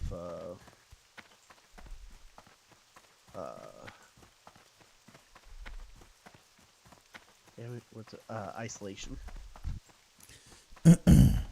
Since Really? it wasn't in any major Because city. Even because though, people were in their houses and not the cities. Like I've heard that's a thing in retail that like there's it has a sense of like not a lot of people playing. depending on the zone you're in, there's still a decent handful in Orgrimmar when I go there. Okay. Now, if I were to go to Northrend, no. No, that shit's barren. Dalaran. Yeah. Yeah. Yeah. God, I used to specifically love Dalaran. that place, man. Dalaran was like my jam. I remember I used to fish in the little waterfall areas for like hours because I was trying to get that freaking rare turtle mount that you can randomly fish out. Well, yeah, a lot of people like Dalaran. That's why they took it with them on other expansions. Mm-hmm. Like Legion. They're like, hey, we Shatrath need a was hub city. Sorry, go ahead. Yeah, Shatrath was good. I Shatrath. still think it's hilarious that for Legion, they're like, hey, we need a we need to figure out a good hub city, but it's at this different place. Dalaran, huh? It's a mage city. Teleport it, move it. We did it before. Do it again.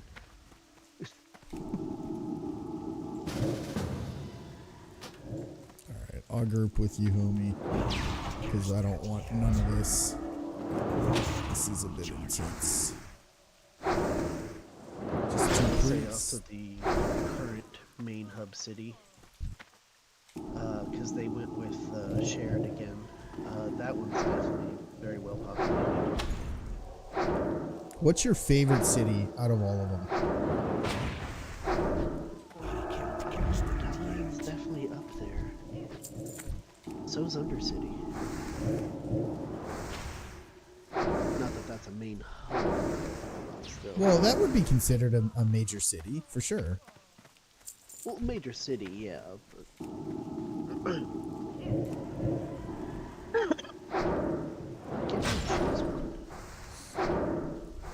Because I will also say Dalaran definitely had an up for me Work complete. when they did the oh shit, what did they call it? The class hall. Yeah, that was it. Class hall. Okay. Real quick. I guess we've been saying Dalaran too much because randomly in the middle of the sepulcher or whatever, I just killed something and what dropped is the Dalaran wizard robes. Well, yeah, if you're in Silverpine Forest, there's Dalaran wizards there, bro. Yeah. I just got one off of it. Freaking epic. They're not better than what I I have. was so thrown off. Okay, so when I was on my Paladin for Classic, the Alliance Scum, I had a quest in Shadowfang Keep. So, you know, I'm running through Hillsbad foothills, finally get to Silverpine, and of course, Horde territory, so I'm like, oh, great. And I see our good friends, the Dalaran, the Dalaran wizards, because, you know, there's a big group of them in South Silverpine. Mhm. And, you know, I just remember fighting them so many times, so I'm thinking, oh crap, these guys. They're friendly to Alliance. Hmm. Yeah. Wasn't expecting that, so I'm sitting here like just now I'm trying to stay close to them. So if some horde does attack me, they at least have to deal with the NPCs as well, and I don't. But yeah. They're freaking friendly to Alliance. I think my favorite city, okay, like, I think just OG wise, like, it has to be Orgrimmar, just because Work complete. it's Orgrimmar. But I think, That will always hold a special place, of course. yeah, I think outside of that, I mean, I'm going with Dalaran. It's just, it was just such, God, those were just such amazing times to play this game. Yeah. Shattrath, to me, like, I'll be honest, like, I don't know if you liked it. I mean, I guess I can say, like, oh, it was all right, but to me, it was like cancer, dude. Like, that city was, it was way too big and way too much of a pain in the ass to get around. And my other thing with it was, I really didn't like, I don't know. I don't like when games do this. Maybe I'm just stupid. This is personal opinion. But I don't like it that they made you do the whole select your thing, because this is going to be bound to you for the entirety of your character. What now? Which city do you like? Shattrath. The one that was, I believe, Burning hello. Crusade.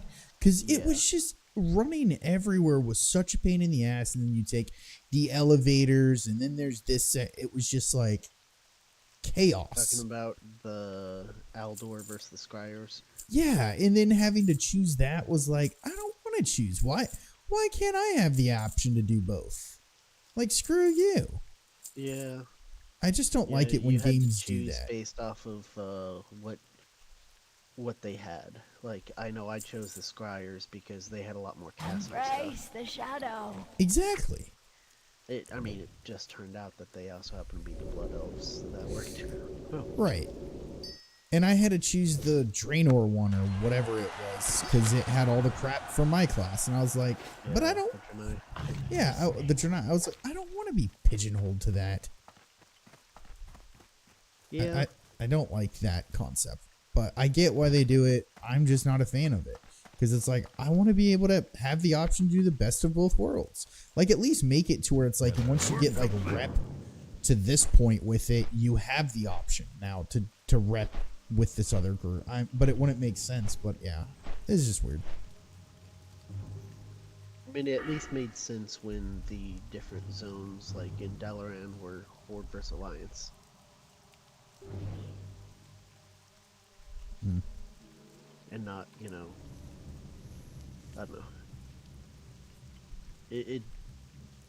I did not see any reason why a Horde should go Aldor or the Alliance should go Scryer.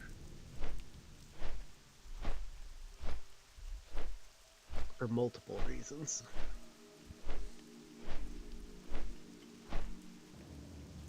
I mean, because, again, all the Scryers were Blood Elves, all the Aldor were Draenei, and it's like, we just got through this big thing where it's Horde versus Alliance and we don't like each other. And now there's suddenly these two groups that don't care about that. That's weird.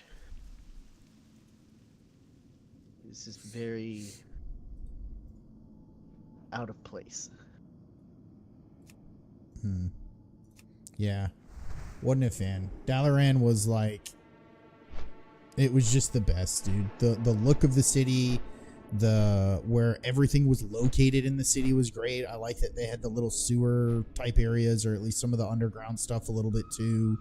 I liked the section where you would take portals or the flight path guy. Like, just everything about the city just was awesome. Yeah. And that was wasn't that city? Yeah, that was combined, right? It was both factions.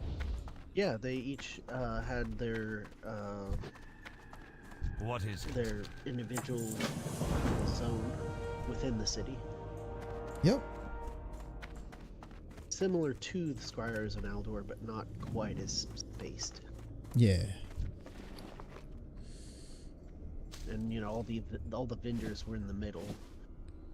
The stuff behind the faction wall was pretty much just an inn and the PvP stuff.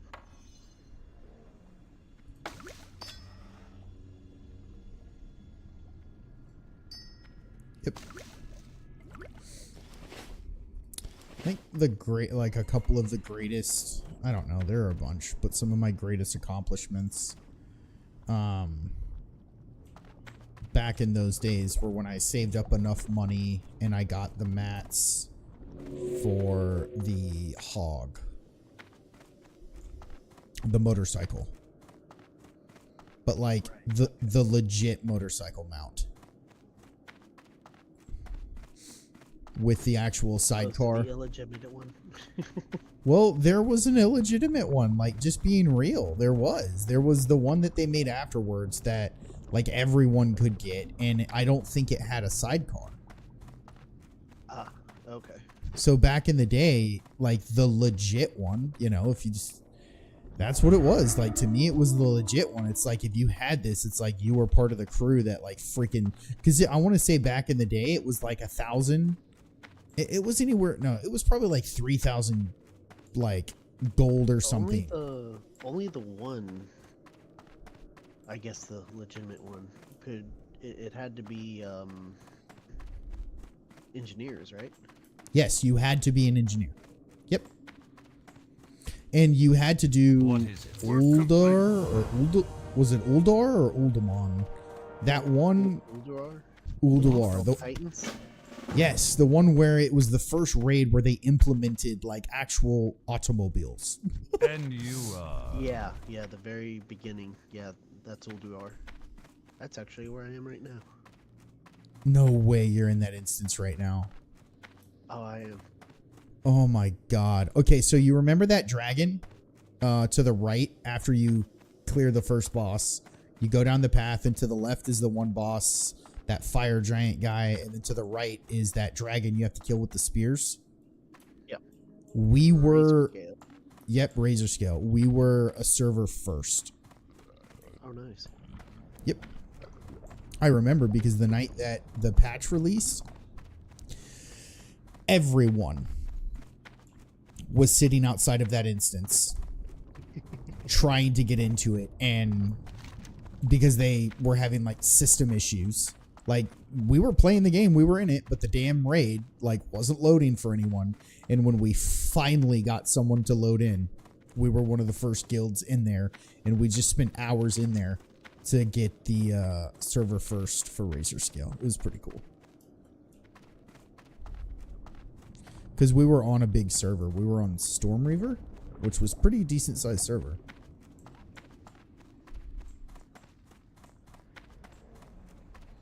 Yeah, I just remember Proud moment. the server we first chose was Balnazar, so it wouldn't be overcrowded. And then it's like, oh wait, this sucks. We want more people. We're so stupid. I still have my OG Warlock. My first ever character actually was Alliance, which is disgusting. But my first ever character, I think, with you guys was an Alliance human Warlock. Would have been with me. My first character was Undead Warlock. Oh, okay. It was on Balnazar though. This is my first ever I think character. that's why, is because Maybe we I got the switched. game from you. I borrowed the CDs from you and did the trial. The CDs. I love it. Yeah, all What four is of them. Yeah, I remember that. Trust me.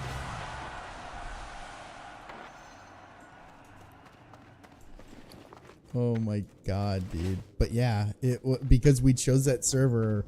I don't know who chose it. I don't know if I did or we did, but I just remember seeing the server and I was like, Balnazar. Joining immediately. Balnazar. You didn't even know who it was, did you? No, dude, of course not at the time. I didn't know anything about World of Warcraft other than playing Warcraft 3 and Frozen Throne. Okay, so you at least had played Warcraft before. Oh yeah, I played Warcraft a lot and Dota. I mean, I say a lot. I was much more of a StarCraft boy, but still, I played a good amount of Warcraft and then Dota. Yeah, I definitely played a lot more StarCraft. Yeah, I was way more into StarCraft. I will remember the first time that I discovered StarCraft. What and would you played it. ask? I was at a buddy's house, my buddy Ryan McIlvain, and I remember seeing this game and I was just like, what the hell is this? Like, this is amazing. Beware the ling. This had better be and I good. played it all night. He fell asleep at like 10 o'clock, and I was like, "You okay if I play on your computer?" Because I didn't have a computer at the time. That like was mine. It was my parents, their old HP compact computer desktop thing. And so I played it all night, and I played it from like the opening story. Like I started a new campaign, and I was like, "This freaking campaign is so amazing," because it was, dude. It was such a good story. Mm-hmm. Oh yeah. Hell, I'll give StarCraft 2 props too. Like I thought StarCraft 2 was pretty decent too. Yeah. Like the campaign, it was enjoyable. Yeah, it definitely is. I loved in StarCraft 2 how they did like the home base, if you will. You know, you're in the little bar. Oh yeah. It was so genius. Like that was so good. That was pretty amusing.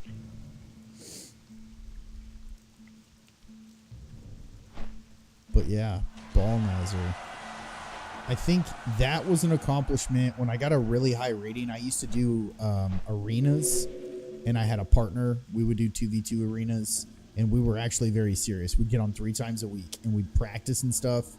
So I remember one season we got pretty high rating, got some good gear, got a mount, and then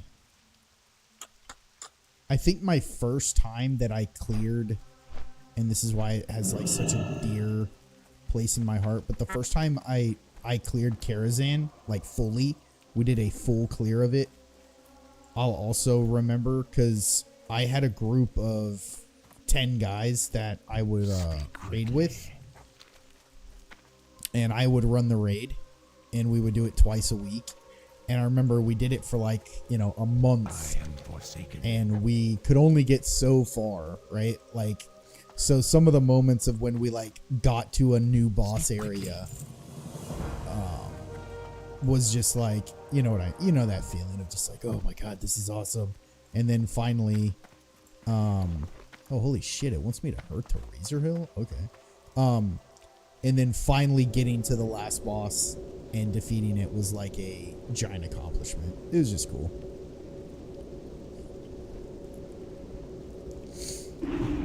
Super cool. Okay, you just had me Hearth to Razor Hill. Now what do you want me to do? That's on a completely different continent. How rude. Yeah, isn't Razor Hill next to Warhammer? Yeah, I just went from Silver Pine to Razor Hill because I've had my Hearthstone here for a while, and it's like Hearth to Razor Hill. It's like, all right, well, why not? I got nothing better. Who you be? Yep. So the funniest spell that I have as a priest right now that I can train that I'm not is Resurrection. Yeah, I can see that. Kind of hilarious. The caster let out a psychic scream, causing 2 enemies. Okay, I thought that I had a fear. Alright, I do. I do. Spirits be with your mind. I do have a fear. I was wondering that. I was like, I thought as a priest I had some sort of fear effect.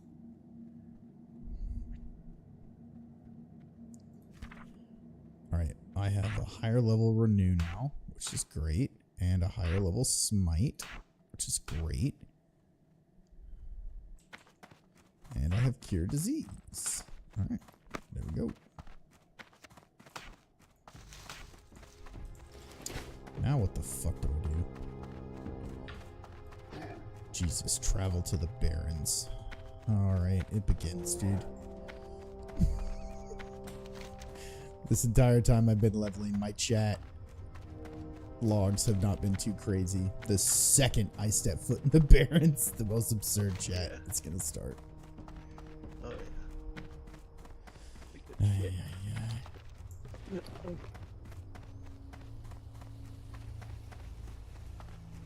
Oh man, I should have sold this. I don't need this shit.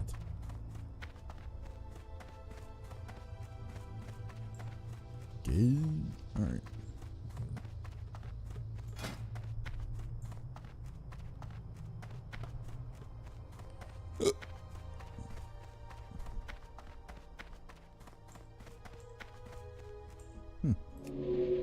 I guess I disenchant. Oh, I can't disenchant this because I made it. Alright, fair enough. Because I made it with enchanting. That is why. How dare you? Mm-hmm. Alright, I feel good though. I feel accomplished. Level 15. Hardcore. Something. Yeah. On my warrior, I'm 1 level away from 40. And absolutely nowhere near having enough gold to be able to buy a mount. Sad face. But I will say at that level, you actually do start being able to farm in quests where in like an hour or 2 session, you can make, you know, probably like 15 gold. Which isn't too bad. But Yeah, not too bad. And I'm not even like focusing farming, so. Okay, I want to recall that there's an area in the Barrens where these Alliance guys will patrol one of the freaking roads. There's like 4 of them on, like, riding those panthers. So I need to remember that. 'Cause that is not how I'm gonna die. Whoa. Good bot. That's weird.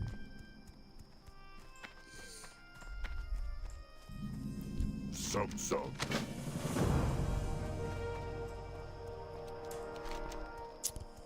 Holy shit. Alright. It's on. We are in the Barrens. it's crazy with how many times I've run certain instances, what I still don't have from them. Like, how many times I've run Ice Crown Sentinel and still no invincible.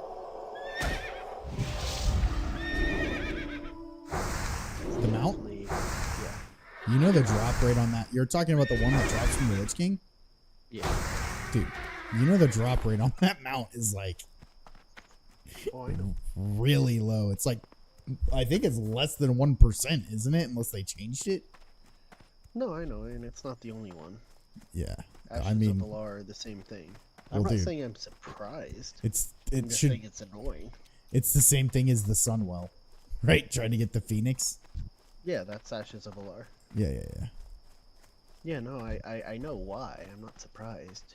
It's just kind of annoying, and like, Oh, it's annoying. I've run it so many times. But Oh Nope.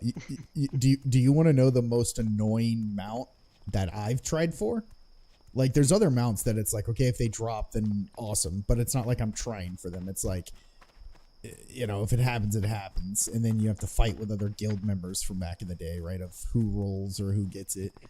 My most annoying mount, there were 2 mounts. One was the green Proto Drake. Do you remember how to get that one? no. Okay.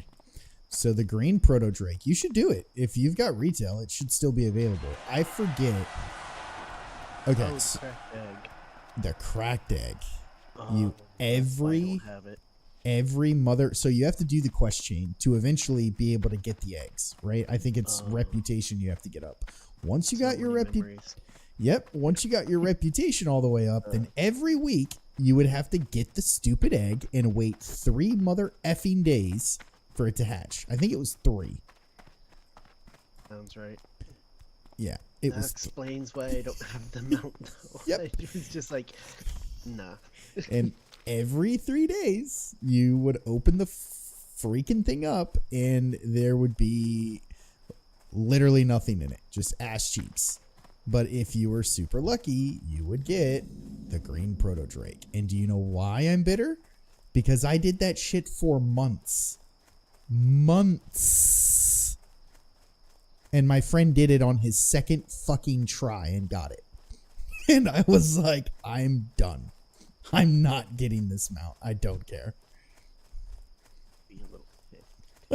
I was so bitter. I was so mad. I'm like, I've been running here for months and doing this and waiting. And then the other one, I forget the actual name, but I tried it for months as well. And one time I almost got it and someone ninja'd it from me. He got the first hit on it, but it was the time something Proto Drake. Do you remember that one? It was like time something. Proto Drake, the yellow one. But do you remember the full name? Time Lost Proto. Time Lost. That's what it was. Time Lost. Yes, it was the yellow one. And do you remember how to get that?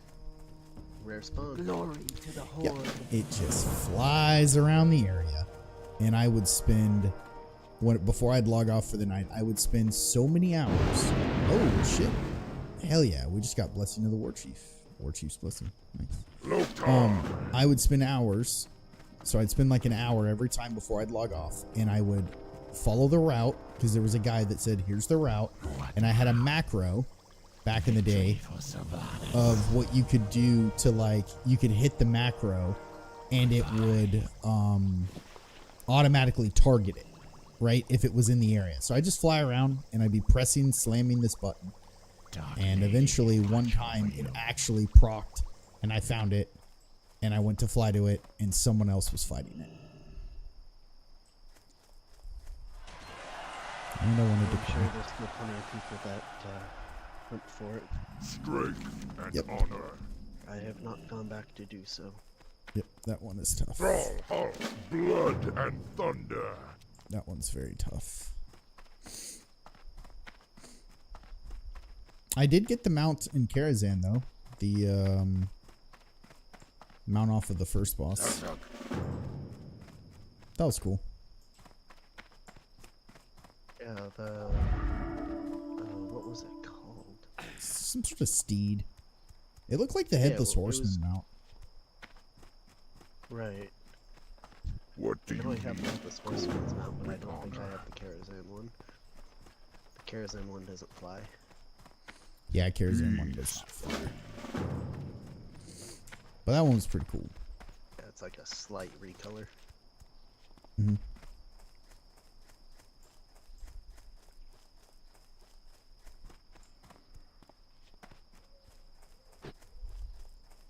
Yeah, I don't have those out of the 458 mounts that I have. Jesus, dude. Work complete. I didn't count, it tells me my total. God, that's quite impressive. Yeah. Well, it's kind of nice because now I can have themes. Like I've got my 3 or 4 mounts that it's like, oh no, that's those mounts are only for Death Knights. Look at it, or undead. Mm-hmm. You know another reason why I'm so much more drawn to WoW than I am to a lot of other MMOs, and specifically like ESO, which I'm not, by the way, I'm not saying ESO's a bad game. I'm not saying that. I mean, there's aspects of it that I think are pretty cool. Yeah. But I'm not attached to the lore of that game like anywhere close to like the attachment I have to the lore of World of Warcraft in the world. Yeah. No, I'm kind of there too. I definitely knew a lot more about Warcraft before I knew about Elder Scrolls. Yeah. That's pretty much it. Don't have anything against it. Really don't. It's just, I'm just so much more attached to the lore of World of Warcraft and the world itself.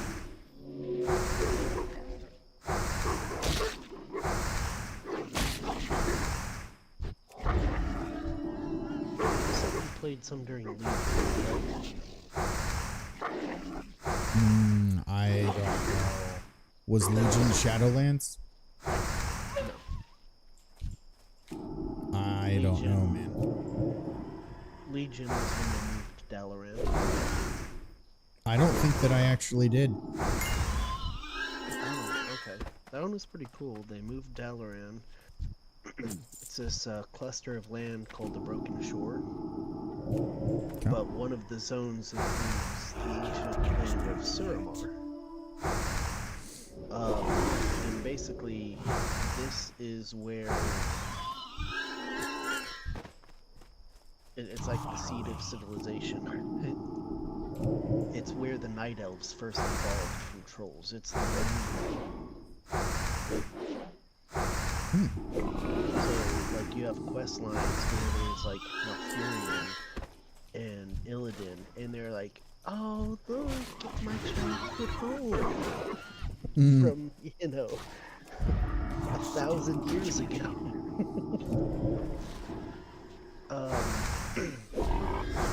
And they introduced a new type of elf called Nightborn, which are the Night Elves that further evolved with the Moonwell instead of what we know as the Night Elves, which are this primal in between with their little half-ass Moonwells.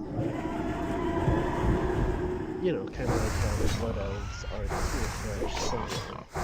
The Nightborn are the full-fledged Moonwell. And they're like the high effect. Whereas the Night Elves are this halfway point between the trolls and Nightborn. So, Nightborn sound like a natural alliance race, don't they? Pretty much. They're Horde. Nightborn? Yeah. Yeah, the Night Elves were dicks. Or the Alliance were dicks like they always are, and the Nightborn were just like, fuck you, you're joining the Horde.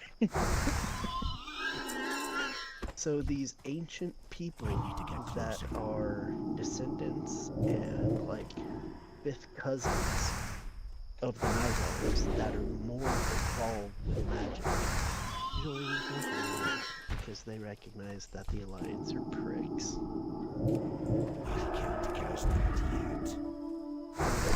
Such a sweet thing to have. So, to me, and you can give me your feedback, but what was the expansion? You're probably going to laugh because I'm probably saying it in the name, but what was the expansion that had the class that they added for dragons and where you can become a dragon? It was the previous one. Yeah, but Dragonflight. Dragonflight. Okay.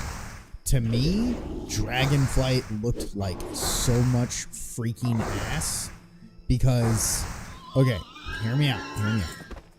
In my opinion, when they're like, oh, you can be the Dragonborn or, whatever crap class and all of this, I'm like, all right, that's hype. That's going to be sweet. I just think they looked like ass cheeks. They didn't look like good dragons. Are you talking about their draconic form or their non-draconic form? I understand the form that they took for the game. I understand that because if you play D&D, that's what the dragon, race or whatever looks like. But yeah. So the whole thing with the reason why they're not full-fledged dragons is because they were experienced by a Malfurion in an army. So he made humanoid dragons. they just, it looked like cheeks. But are you talking about their form when they are dragony or when they're humany? When they're dragony, unfortunately. Oh, you're not a fan of that. I just wasn't a fan of that. There were a lot of people that said that they should have had the option to be either skinny or more buff. Exactly. And even though I phrase it like that, I do agree that that should have been an option. It's odd that they didn't, even though none of the other races had that kind of option, Yeah. that should have been irrelevant because they did add humans that were big and bulky Tyranids. To a separate race, but still, it's like you're making a new, unique race. That should have been an option. So how was I don't that? think about this, though. But that wasn't like a class, was it? It was a race. It was both. I say was because they opened it up to where the Drakthir can be any class now. But no there one else is- can be Evoker. But there is the class is called Voker. Evoker. Evoker. Okay. Yeah. It's it can what were there? They had two I think only two specs. One was primarily damage, of course, and they used the power of the blue flight and maybe black. And then there was more of the healing class, which obviously was green, red. And then they still had some bronze abilities. Some pretty nice buffs as well. That's still recharging. Like for in-game period. Really? Yeah. Because of what? Work complete. Some of the buffs they give. Interesting. I don't know where they stand on DPS and healing meters, because obviously those can change, but they do have some unique buffs, Okay. which makes sense with a class like called Evoker. Well, then my next question is didn't they add a class that was the I'm not good with names, but was it the Demon Hunters? That was Legion. Did they remove that from the game? Oh no. They would never do that. Okay. They never expanded. You can still only be a Blood Elf or a Night Elf Demon Hunter. But it wasn't removed from the game. There hasn't really been a whole lot focusing on them because that was back in Legion. I heard that those classes were kind of ass. I really like Demon Hunter because I like them very Really? mobile. Okay.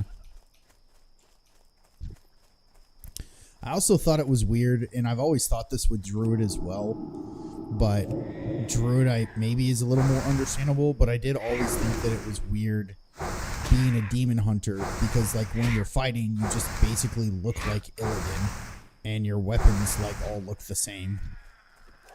They've expanded on it. Have they? Okay. Yeah. I mean, yes, right first.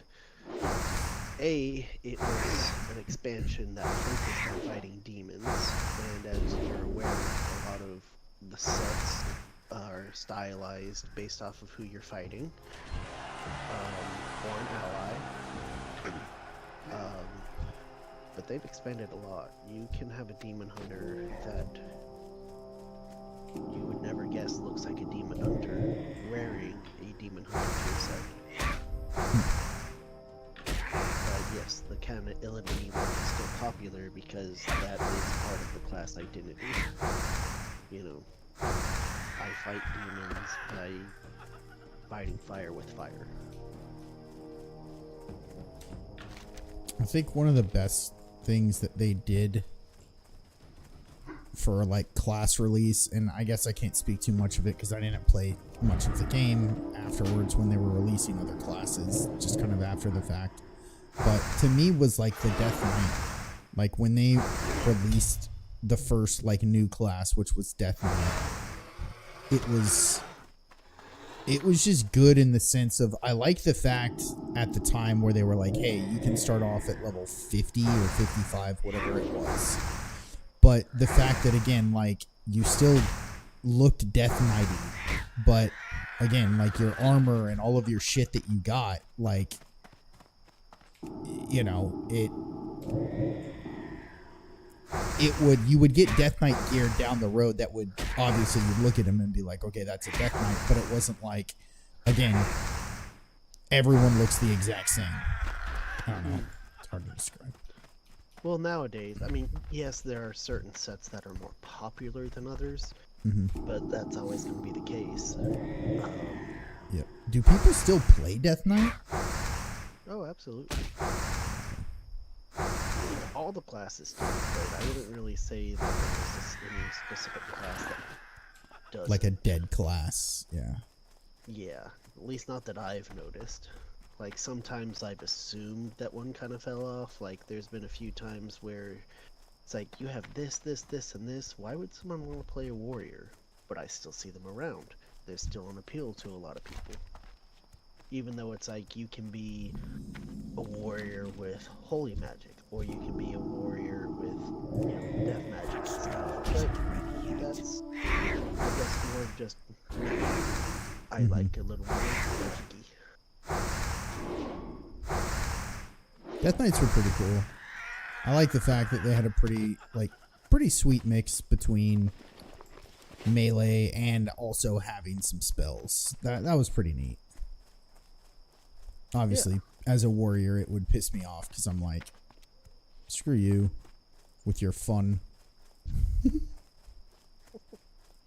But I never made a Death Knight until like way after the fact. But again, it was more to the fact that it's like, all right, why would I make a Death Knight? Because I'm just making another class because I mained as a warrior, and that's when I was playing like pretty hardcore at the time. It was like, I'm not going to create a class that's going to do the exact same thing, which is just tank, but do it a little bit different.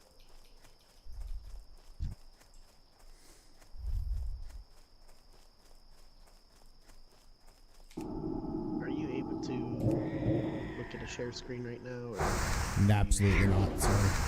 Okay. If I do, then I'm going to chance literally crashing my game and dying.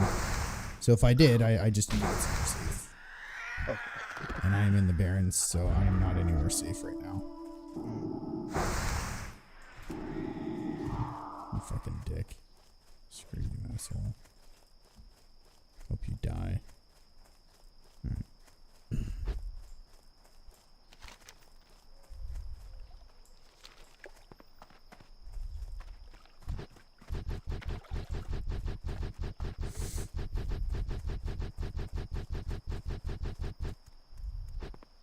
But I guess the concept of retail WoW now is more to the fact of what? Mythic rating? I'm out of range. Yeah, they have Raid Finder, which I know a lot of older school players don't like because you can just queue for it, but they added a new level. It's not that they dumbed everything down. It's that they created a new level that is dumbed down. Well, no, you're talking about like being able to raid where it's like you can be in a 40-man group and do like a pickup raid of something. Oh, Sorry, I'm not sure. So what do you mean mean, that they added a new level? What do you mean by that? Well, they have the Raid Finder. Are you familiar with that? Yeah, oh yeah, definitely. I remember okay. they implemented that, I think, in... Shit. It wasn't Cataclysm. Was it Mists of Pandaria? Okay, I don't remember. But my Yeah. point is, a lot of people got upset about that because they felt, you know, they watered everything down, and it's like, no. It They created... have 3 levels. Now Yeah. they have 4. It's... They created the casual raiding experience. For people They- like me. They created you can actually get in a 40-man or 25-man group raid or something, and it's like you don't really have to know the fights all that perfectly, you know, this and that. Yeah, You can that's still part. you can kind of just get through it. Yeah, I can't queue tournaments. I have to do the same thing as back in the day. But now, there's Raid Finder, normal, heroic, mythic.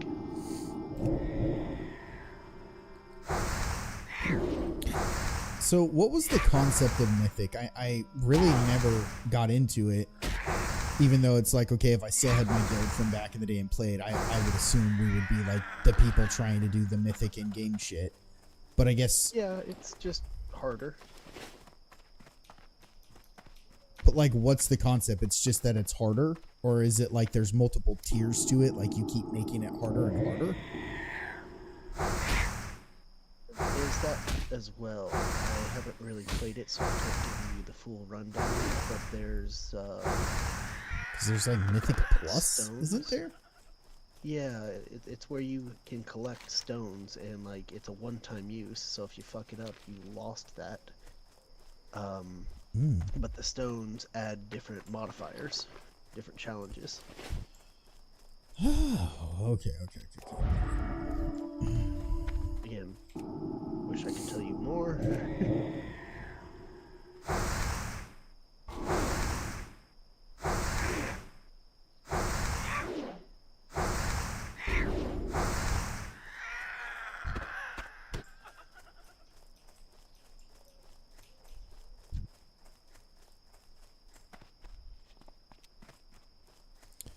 Just nothing quite like chilling in the Barrens, killing a shice ton of plane shredders.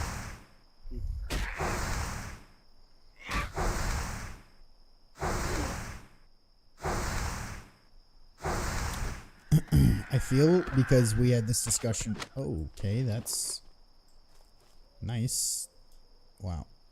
Can't sell that. That sucks because I have no auction house. But I found a rare recipe drop. Is that I need to get plane shredder beaks. So you would assume, okay, you all have beaks. I'm staring at them. Why aren't you all dropping? It's like all they have to do is change the name of the item you need to intact plane shredder beak. Pretty much. Just intact. We'll assume that we can't loot the other ones because it's not fully intact. It's broken. We have broken it.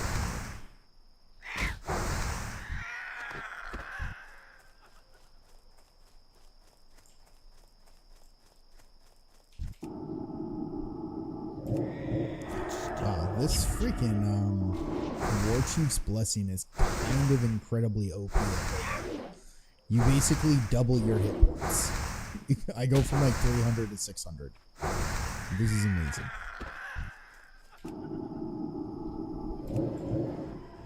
Still not taking risks, but this is amazing.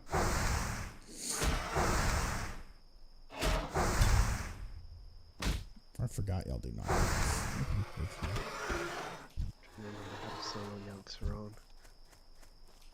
Oh, you're doing the final boss? Yeah. Oh, the eye? Well, the first phase with the bitch just summoning people is super easy. But it's when the portals start. Oh my gosh. Wow, that's taking me back. I remember there's something very specific you have to do, and if you don't do it, you immediately die. Yeah. I believe it was something like that.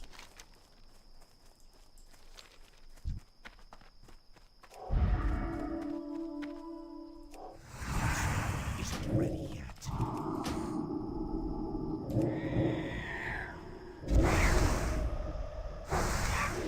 If you have the add-on Deadly Boss mods, whenever you're in a raid, it will, it'll tell you.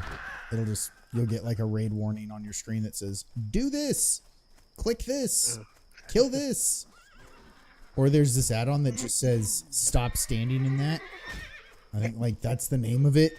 And literally if you're ever like standing in crap that you shouldn't be, you just get a giant flash warning that just says, move. Nice. Because that was pretty much, not to downplay WoW, but I think it was Cataclysm. It might have actually been Frozen or Lich King, but there was definitely one expansion that was very much like WoW turned into don't stand in that. Like every boss was just like you would survive if you just didn't stand in that crap.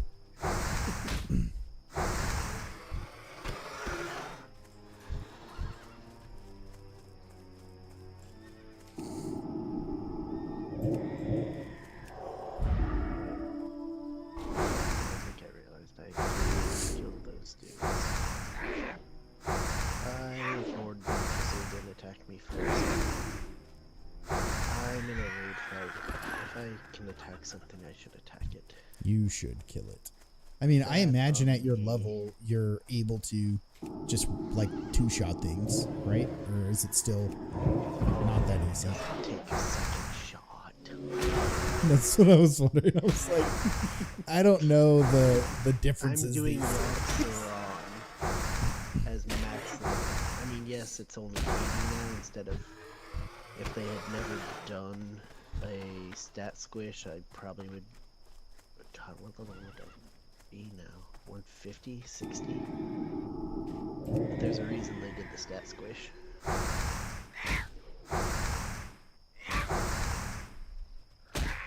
Yeah, but for Yogg-Saron, like, what are you playing as? Your Warlock? Mage. Oh, wow, you're playing Mage. Okay. So, how many casts do you have to kill it? That's still what you Well, the problem is the shield. Well, it's you the know how phases. Yeah, it's all phases. If it weren't for the shield, I'd one-shot him with the Ice Lands. There, he's dead. Did you kill him? Yeah. Nice. You just straight up killed Yogg-Saron with an Ice Lance. That just is crazy. Did you get good drops? They still drop like 3 epics, right? That's how it used to Yeah, be. that was something. Oh, okay.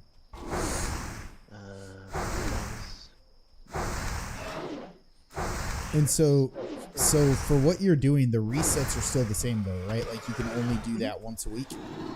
Yeah. Love it. A few things I didn't have. That was a plus. So when you get the drops, you can't wear it because of your class. So you're able to just because it was in your inventory, you can now transmog to it. No. Okay, so I just unlocked. Well, that's a knife. But I just unlocked a leather belt. My mage can't use that. He's a mage. He can't wear leather. But all of my guys that can wear leather can now use that appearance. But it just in order to have that transmog recipe or whatever you want to call it, you just have to have the item in your bag. Right. Okay, cool. And it's either, if it's bind on pickup, it's automatic. If it's bind on equip, you actually have to click to use it. So it still gives you that option if you want to sell it. Cool. So, but if you sell it, you don't get a transmog it. I do have to still do a thing that would soul bind it to me to unlock that. Okay, cool. That seems super fair. I like that. Oh yeah, 'Cause no, that that would- would be broken otherwise. That would be broken as shit. Like no one would purchase stuff. Right. Good old Wailing Caverns, boys.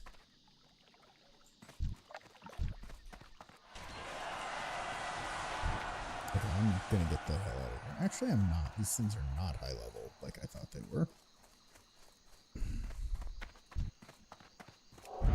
Level 13? No, it's not that bad.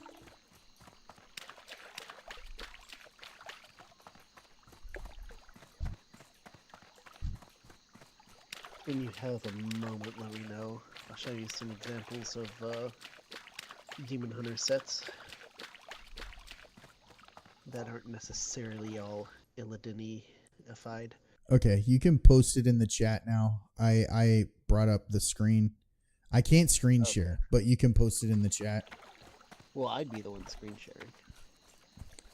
No, I know, but I can't view it. Oh, okay. Yeah, I'll just do a screen cap then. Mm-hmm. Except I'm on the loading screen now. Hurry up. Okay. So I'm only gonna do some examples of an actual Demon Hunter set. Not, Okay. you know, because they can of course equip other leather stuff. That's still what you want.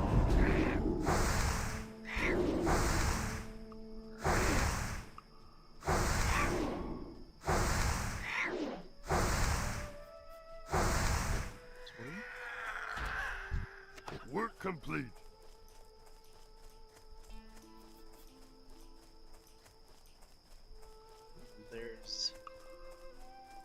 a recolor of it that is a little more traditional demon huntery. See, that's what I'm talking about, though. Like, that is what a demon hunter should look like. But, like, when they first released it, everyone was just in that demon hunter form, right? Like, everyone just looked the same. Yeah, because it was a brand new class. Yeah. I know. I mean, I know that you're saying it's because it's a brand new class, but, like, again, I argue, like, the Death Knight launched and everyone did not look the same. That one looks freaking sick. Yeah, that's normal. Raid Finder is almost Death Knighty.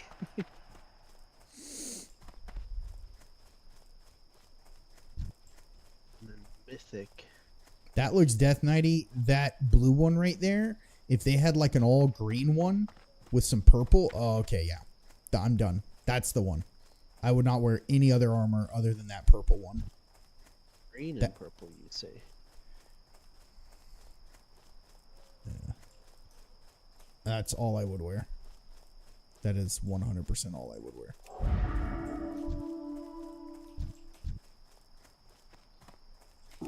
I love that purple pink color. I don't know why. I know some people think it's girly, but to me, I just love the... It depends on the purple. Yeah, exactly. Like that kind of purple. Like I have those style lights in my office. It's like very cyberpunky. You know what I mean? Like, not like girly purple. It's like cyberpunk glowy purple. Right. Yeah, I like that a lot. That's cool. Are those the most recent sets? The first one I posted was. That's pretty nice. Pretty nice. I'll give it to him. It's nice. What are you looking for?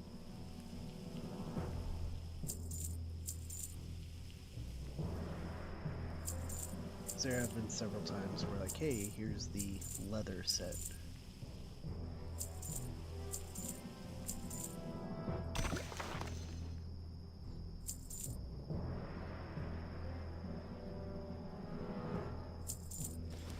Strength. I like it. I dig it, dude. Here's another one that's around that color.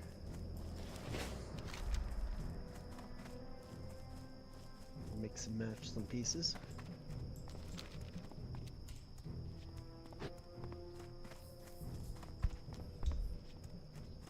And then Is that a that's- human? No, that's a blood elf. Oh, okay. Is that your character? Yes. But as you notice, a distinct lack of chest runes. Not my demon hunter. Yeah. And there's the mythic of that one.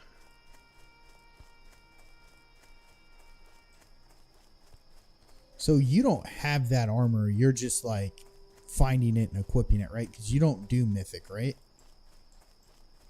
What if I could? Yeah. Yep. No, unfortunately for me, mythic is something that I can go back and do as long as it's a expansion's old. Yep.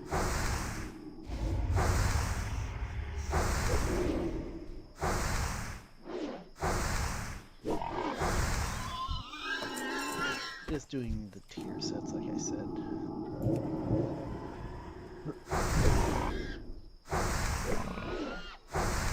You said you like it.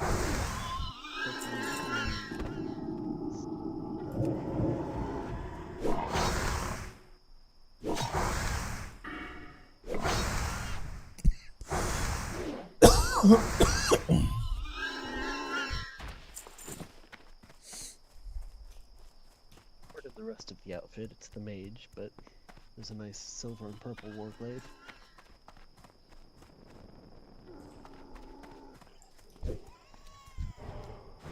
But they have plenty that are by no means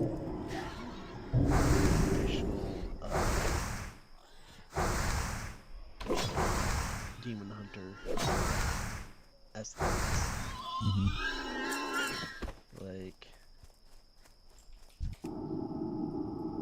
That one's kind of trolly.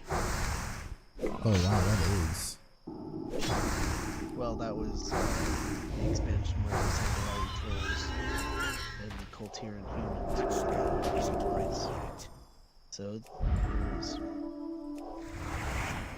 named after the Zandalari trolls and the Coltiran. Lots of anchors.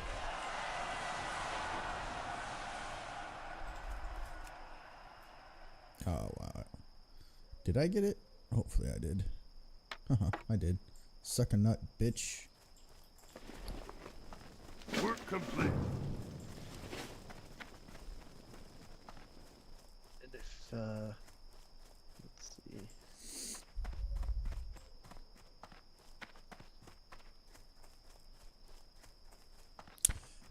That's probably my most hated race, What? unfortunately, in all of World of Warcraft.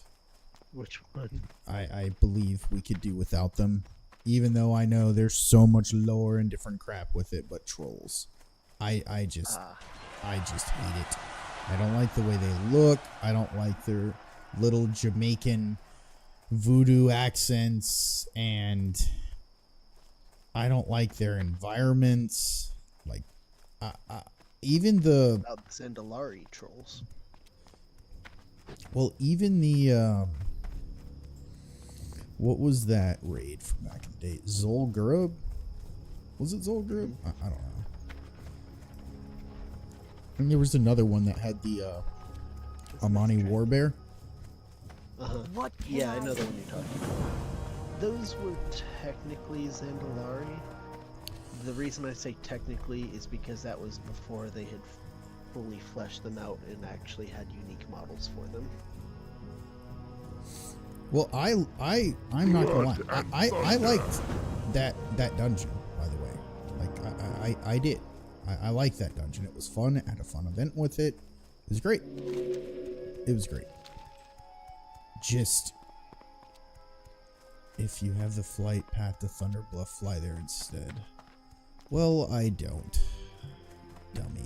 Why would I have that? But there's just so much more with the troll stuff that I just don't like.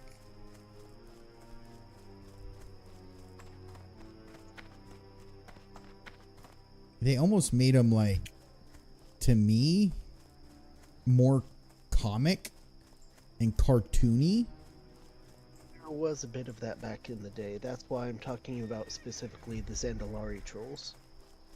Okay. They stand upright, for one thing. They have a proper theme of being Aztec and Mayan, Right. not this half-assed cartoony Jamaican thing. I know what you're talking about. Yeah, you know what I mean? Like, every freaking troll is Miss Cleo. And I'm just... I just That like... can get old if you're surrounded by it. That's what I'm saying. It's just getting old quick, and it's like... Okay, have that as an option. Where it's like, you can be that kind of cartoony troll, whatever. But then have an alternative as well, where it's like, if you want to be like an actual, like, really badass troll, you know? That's Then- the Zandalari. Yeah, then exactly. Then have an option for that, where it's like, you're more of a badass. You're less of a, yeah, man, we do, like, I don't know. All you need to know is one thing about the Zandalari troll.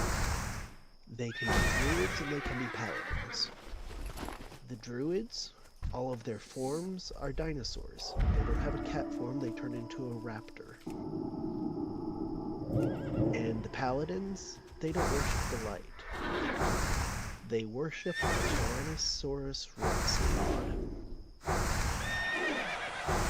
Oh god, what's that T-Rex that's in that I don't the Unguro crater? Yeah, no. No, I mean an actual proper Loa. Yeah, okay. And he's not fake either. You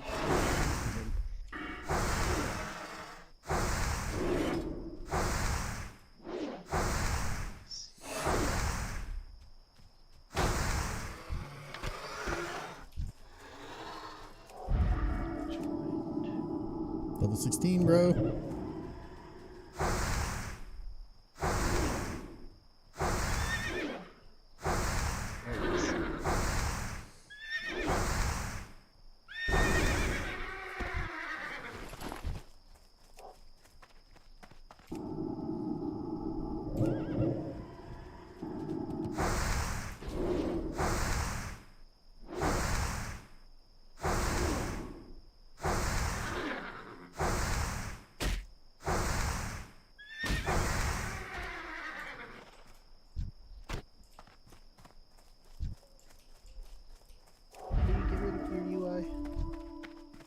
Oh, I changed mine, but I think the default is Control Z.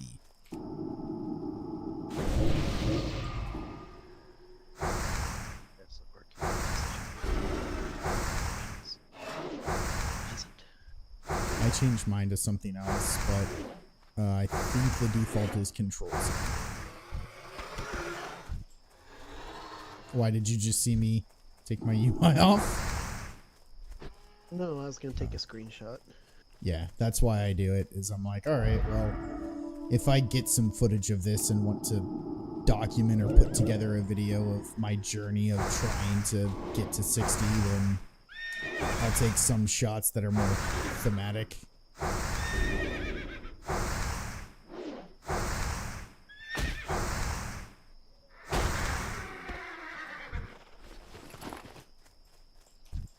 Do you like the Zelda games, like, from back in the day, like the N64 games? Did you play them at all? Yeah. I'm listening to a playlist that's like Let's see. old school Zelda games, but like super just like soft versions, like piano versions of it. Oh, nice.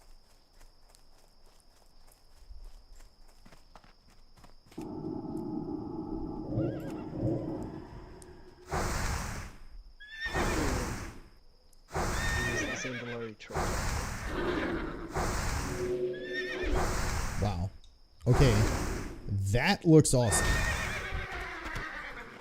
That actually looks awesome. That looks like super like Aztec-y or like Mayan style and not just like, oh, a village with little freaking like hay huts and stuff. Yeah, exactly. And just so you are also aware of the scale of it.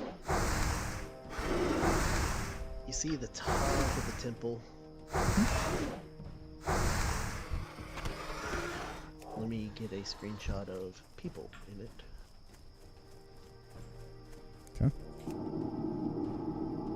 And all those people you see are trolls, standing upright. So that's freaking huge. Yeah.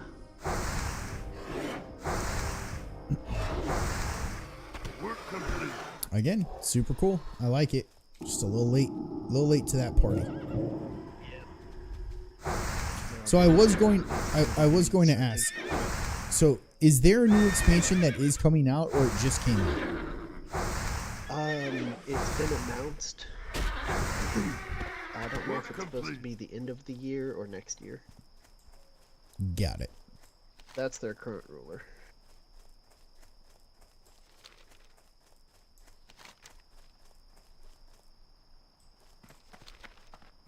And her pet raptor / mount covered in golden armor. That actually looks cool. Yeah. Yeah. This guy is a Yeah, bot. and He's and been they've here added for different paladin mounts for the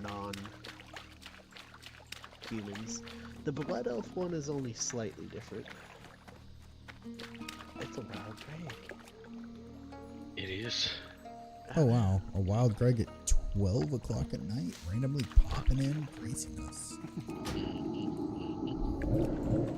Can't cast that yet. Gotta play Marvels before the season reset. Before what? Needs a reset. Oh, the season's resetting already? Jesus. Yeah. I think it's supposed to be on the 9th because the Fantastic Four come out later today, if I'm not mistaken. Interesting. They're also gonna add a Hit Monkey. The hell is that? Sounds racist. You never seen Hit Monkey? Mm, He's like he's like an assassin for Marvel. oh. Sounds like a It's literally like this monkey who sees I was gonna say something a racist. ghost of this friend, I guess, that used to be a hitman. So he continues all his hits for him. Oh, okay. Yeah. Just gonna be very careful of what I say because I am streaming. Oh, you are? Yeah. Oh, okay. Started the stream like 2 hours ago. Oh, okay. I'm doing it because like when I play, because I'm doing the hardcore, it's like if I can get as much footage recorded that goes on the server that if I want to reference it, you know what I mean? It's saved there. Yeah. Okay, I do have one more picture. Keep sending them. I love them, dude. I think it's great. You know, you have the normal paladins of the Alliance. They're like, yay, light, wee. And then you have the Blood Elves, which are like Blood Knights. Yep. The Tauren, who are the Sunwalkers. Okay. And then you have the Zandalari Troll, who say, this is our time.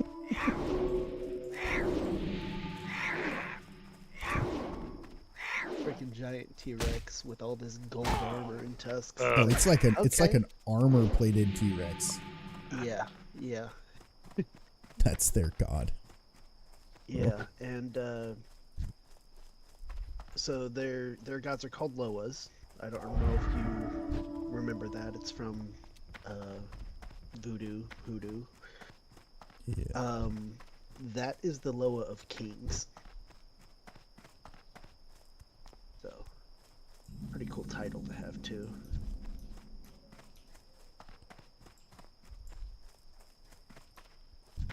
And before I get... Alright, I'm worried. Shit. I'm alright. We ain't freaking out. We're gonna cast this. We're good.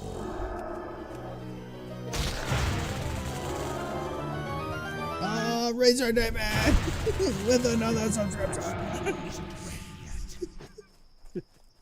The legend. 51 months. 51 months, dude. What an... I win. yeah, I was just gonna say, you win, dude. Yeah, like, that will never happen again. You win. Very nice. That's hilarious, dude. Thank you. Always warms my heart. You're right in time to catch a Misdreavus as well. Mm-hmm. Yeah, there's been a couple of rare Pokemon that I've seen in here. Yeah, I've followed a few other people on Twitch, of course, but I've just left the subscription out of range. Yeah, man. Quality content. Gotta wait a while between some. Yeah, just a little bit. Sometimes you go on a break for 8 months. You know, sometimes I'm on Tuesday. You know. I know, it's gotta keep us on our toes, man. Oh, I got 2 subscribers now. I got Sinister Gray. Absolute legend. He's at 14 months. Let's go, dude. Y'all are legends. That's hilarious. That's hilarious. I love it.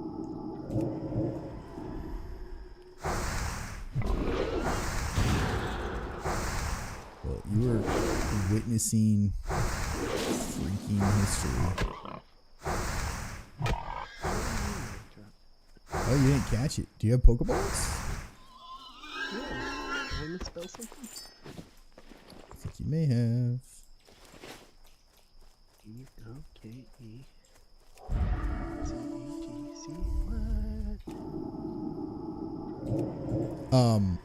Greg, I was watching this like clip or short on Marvel Rivals, and this one guy had I saw a couple strategies that I thought were hilarious. One of them was this one guy would get Doctor Strange right when the round would start, and he would open the portal right in front of where they walk out of, and then he would put the exit like literally in a cliff, you know, like off the map. So people, people just run to the portal to their death. Everyone would just immediately run to their death. My favorite thing to do is there's some stages where there's only 2 doors. So what I'll do is I'll put a portal on each of their doors. So that way when they go in one portal, they just go back into their home base. So they're stuck in there for a bit. Yeah. The other one I saw is this Groot was like fucking Fortniting, where he would like build his walls like to make like a literal like home almost, like a shack. And it would make a tunnel that the enemy would have to walk through. And okay, I need to change this spell. That they would walk through, and they would just, as soon as the enemies had to go through that tunnel, they would just, he would just drop his bomb down, and it would just kill everyone. It's pretty cool. Yeah. Robert, are you using home improvement noises on me? Talking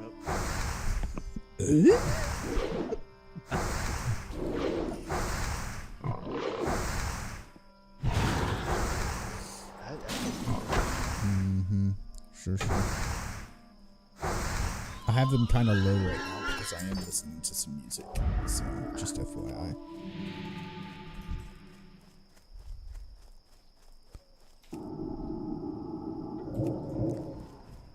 Alright, I feel like maybe I shouldn't be... I'm gonna cast Smite real quick. The reason I didn't catch Mr. Beast is he had a great goal on full use that unless you actually use that one.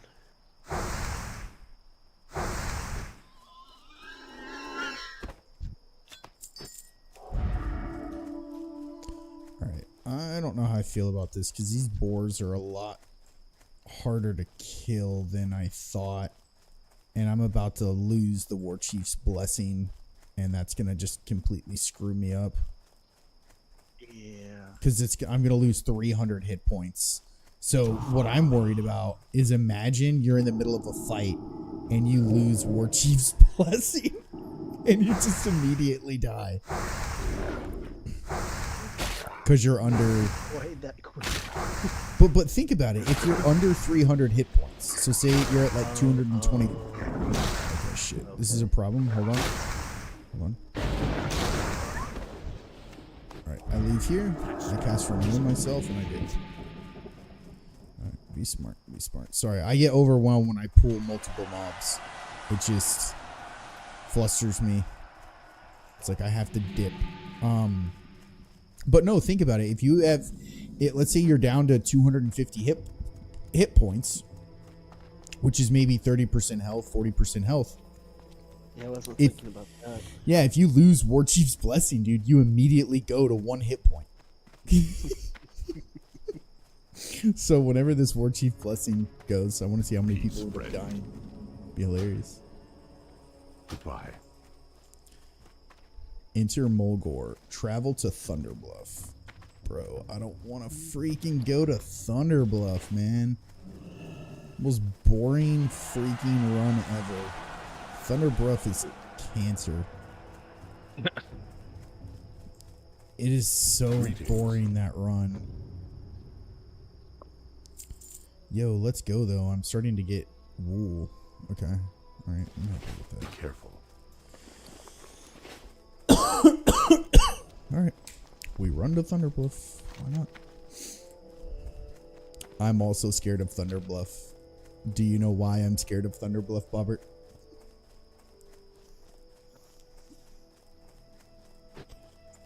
Huh?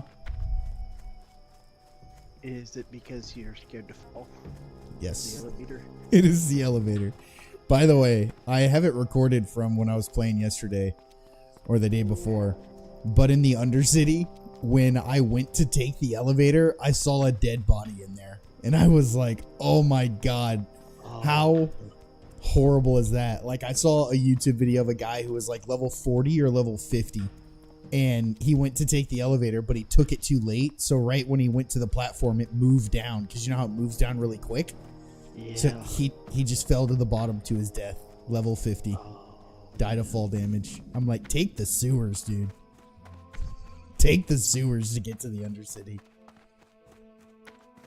I've glitched died in the Undercity at least 3 times through my WoW career, where there's just been a glitch where you're stuck on the side or something, or you just fall through.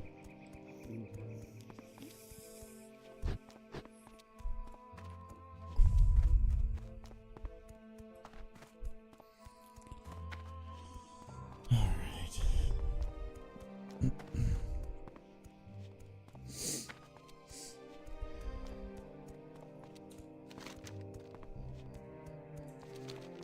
Oh my god, I'm murdering y'all. Oh.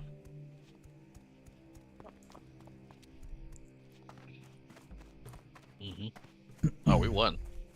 That took like less than 30 seconds. The new class that I want to play on Rivals, or the new character or whatever, or hero, whatever they call it. I want to try out the Winter Soldier. He's really good. I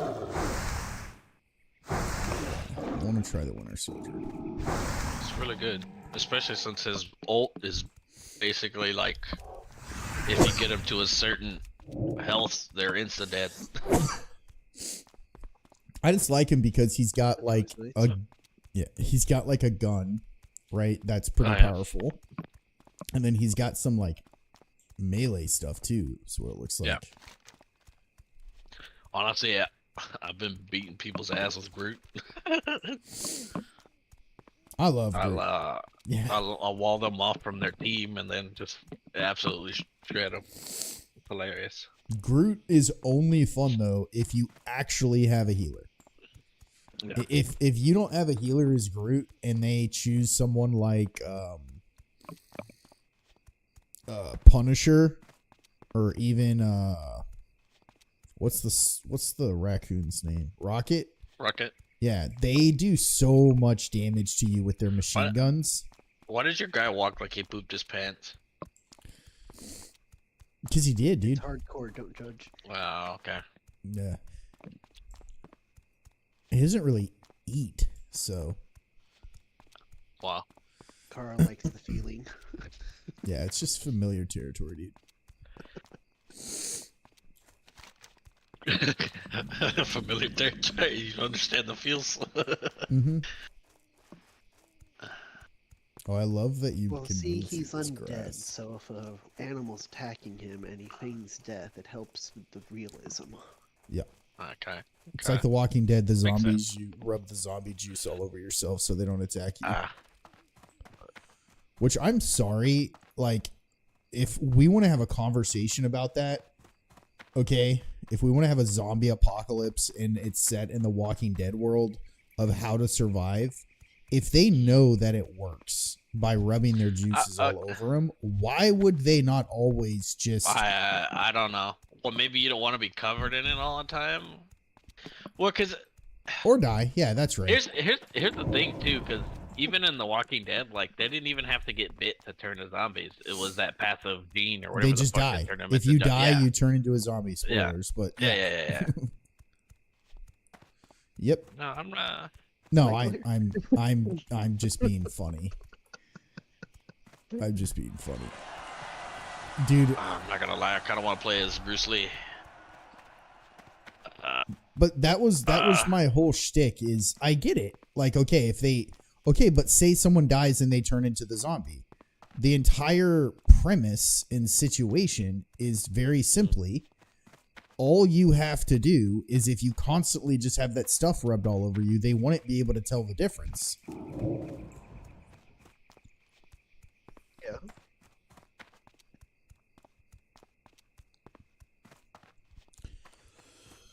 Ain't nobody gonna dive y'all back here, dog. So it's like, why would you not just have it rubbed on you like at all times? And the other thing was like Michonne with her samurai sword thing. Like, well, she was when they first met her, she was literally like, I had zombies on chains.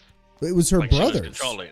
It was her Yeah. brothers that she had like chained up with her, and she kind of controlled them, but like I don't know if it like kept the others away or something. Like I forget the show or the comics, but her whole samurai sword thing was like, it was so sharp she could literally just keep chopping everyone's head off. Just boom, chop, chop, chop, chop, chop, chop, chop, chop, chop.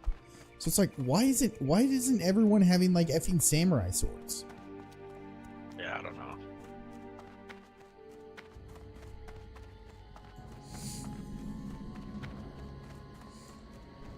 I mean, Darrow was really the only smart one because he was using fucking crossbows, right, all the time.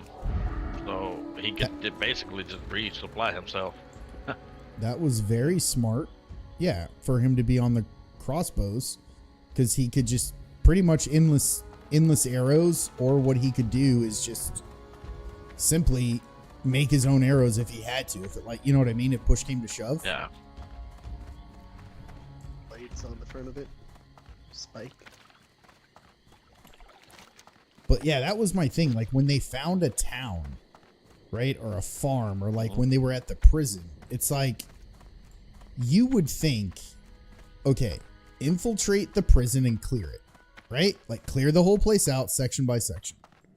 Okay, so you infiltrate the prison, you clear it out section by section. Once you know that there's no other crap in the prison, I mean, dear God, if like retarded zombies are able to Hail. break into a prison, Go in peace. What brings you here? like what the hell? True. Farewell. You would think that it's like you build a moat or something around your base, like just build a big ass moat around yourself, and then build sections of like, here's spikes, here's this, here's that, here's blah blah blah. You know, I don't know. It just seemed weird.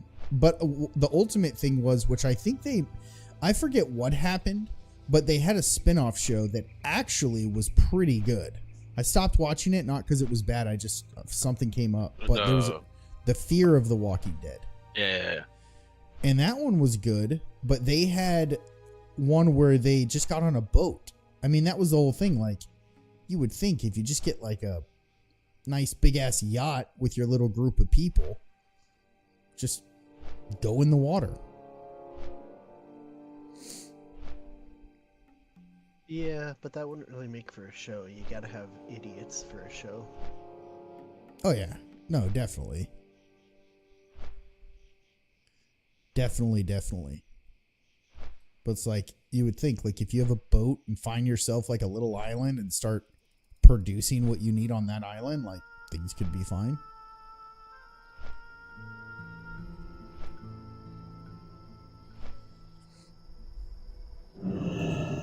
But I think saved everybody. I think that they just overplayed their hand. Hold on. Where are these boars I need to kill real quick? Razormane Geomancer. Okay, I'm gonna fly to the crossroads. I think they overplayed their hand because they went like full zombie mode, where the show was like the one thing you were mainly worried about was zombies. And then they flipped the script to, okay, the one thing you're mainly worried about now is people. Uh-huh. And I think they maybe overplayed that, where it was like, now the show is much more about like, oh, people are terrible, but there's also zombies. Yes. Please get in the way every now and then. Right. Starting not to be The Walking Dead and The Walking Living.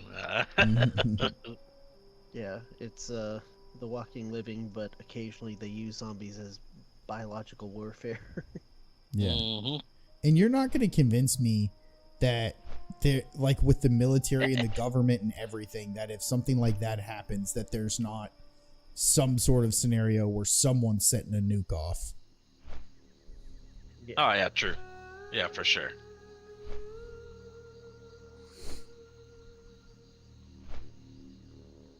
I don't know. I think about Oh, you're that. dead, buddy. If there was a zombie apocalypse Oh, you're also dead, buddy. that happened, like what Dead. what are the steps and where do you go? True, but I mean, also I feel like if this were to happen, the government would probably be the one causing it. So. Well, yeah, but no matter who causes it, it's like, okay, what's the procedure? True. You know, where do you go? What do you Well, do? we know what the government's procedure is. Fuck everybody else. No, that's my whole point. Is like screw the government. I'm not relying. That's always on, been the government's procedure. God, I feel bad for the people that are legit. Like, well, if a zombie apocalypse comes, I'm No, gonna don't call the save police. Nah, Gonna fuck no. Call the police. It's like- No, because they always do that. There's like that scene. We just got done with the episode, so I'm watching the show with my youngest son, Simon. He's like really intrigued with it, so we started watching it together. We're just got on the second season, but we just got to that episode. Like, I don't know how to feel about it, but like we got to that episode where Shane and that fat guy from the farm were like going out to get medicine for Carl's I son, mean, shoot. and he eventually shoots the guy in the leg. He's like, "I'm sorry," and like shoots And him they're in like, the "How leg. did he die?" And he's just making up this stupid ass story. He's fought like, I don't know, he valiantly. just, Like, he didn't want me to not go and we have come this back. medicine because of him and blah, blah, and all this.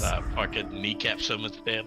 Wait, but what I don't understand is like, I don't know how to feel when like I look at my son when that happens and he like looks at me and he was like, he did what he had to do. And I was like, damn, son.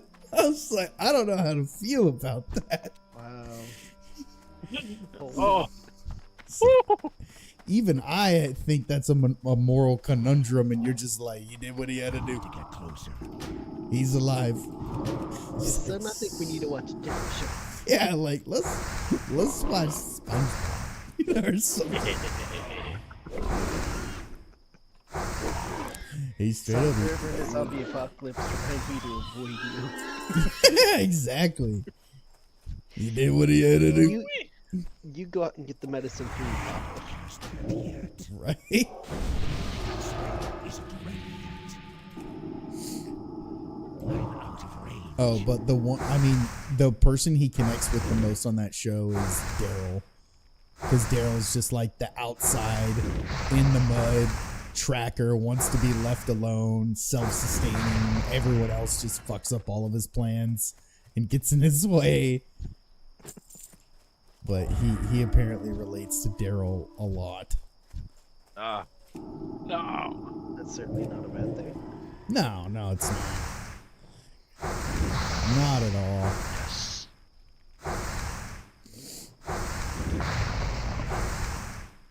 Punisher not whooping their ass.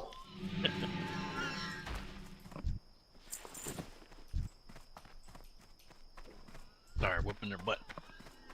No, you're good. No, you're good. I'm okay with that. I just gotta dumb down the stereotypical jokes. No.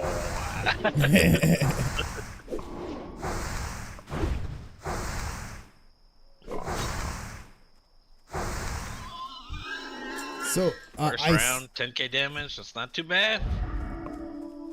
So what is? You would know this, I would think, Greg. But what the hell is Alex up to? Do you even know? Have you even talked to that fool in forever? Last time I talked to him, he's just working and chilling, pretty much. I know he's supposed to get married in December, but you know, That didn't happen, or I what? haven't heard nothing. I don't know. I know he's still with the girl though. Yeah. He's living. He's out there doing things. I saw him post some shit for the holidays. So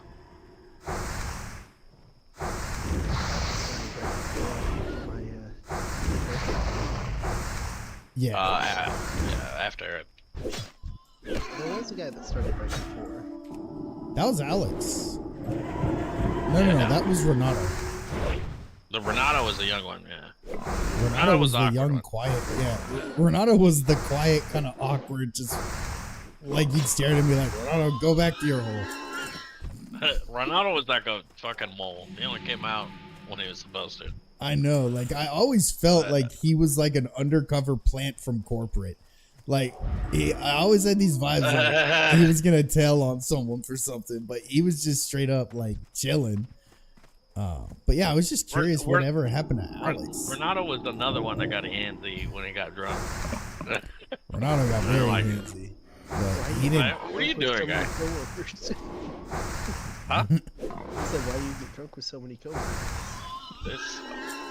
It's the job, man. I got nothing to do with that. I don't. I did don't not tell these force people all of nothing. you idiots to drink fucking 5 bottles That, of well, look, soju. I first off, you haven't seen me drunk, not once. I drink very responsibly. Even when that guy was giving us drink free pretty shots. I drink pretty responsibly too. Well, I don't. I've seen you drunk though. It was only one time though. When was I drunk? The Fast Eddies when Fast Eddies? when the Fast Eddies. I Oh, think it was okay, Fast Eddies. okay. So this is what When- I'll say about when- that. that was when, I was not drunk. I definitely was buzzing because obviously was drinking a lot and freaking Tony and then random guys buying us alcohol. That's what I said. That was like the only But- time where I was like. But hey, I wasn't drunk, but I definitely, when I got in my car, I was definitely feeling it. Like, I was obviously good enough to drive home because I drove home in a fucking tsunami, dude. Do you Both of us remember? did. Remember that? Like, I called Hannah and she's all Anna was worried. like, "Are you gonna be okay?" I was like, "I don't know." Dude, when I was on the road, she was like, I was like, I'm driving home. It's like, yeah, I kind of had a little bit of drink, but I'll be all right. She was like, you shouldn't be driving on the roads. And I literally started going between all 3 lanes on the highway, swerving back and forth. And I was like, babe, this is the best time to drive because there ain't no motherfuckers on the road right now. I don't think that's a bragging thing. it was smart. I was like, it's genius. It's the best time to drive because I could barely see like maybe what, Greg, like 10 feet out the windshield. Oh yeah, if that. Yeah, it was bad. Honestly. But for sure, that time I was definitely feeling good. But none of y'all have seen me like what I used to be like, and that's because I used to drink to the point where I had a problem. I haven't seen you shit your pants drunk. Hey, funny enough, I've never shit my pants drunk, but I've always No, been you sober. were sober. Yeah, I've always shit my That's pants just sober. so much worse though. Uh-oh. Oh my god, my freaking game, like, Most of his ass beat if you don't back up. That's what's gonna happen. stop farting in my ear, bummer. Oh, you're definitely gonna die, buddy. Nah. I Oh, helped. That's nobody's the gonna take care of best- that, Iron Man? That's the best fart sound too, by the way. Oh shit, how am I in combat? You know what? Probably something attacked you. I've been doing a good Punisher. I I'm gonna pulled play that Spider Man girl for from someone the else. last couple of this because we're kind of kicking their ass. So. Their butt. Yeah, man. Thanks, dude. I need to get closer. Because draw attention to it. So I guess Tony does have like a kid now, like legit though.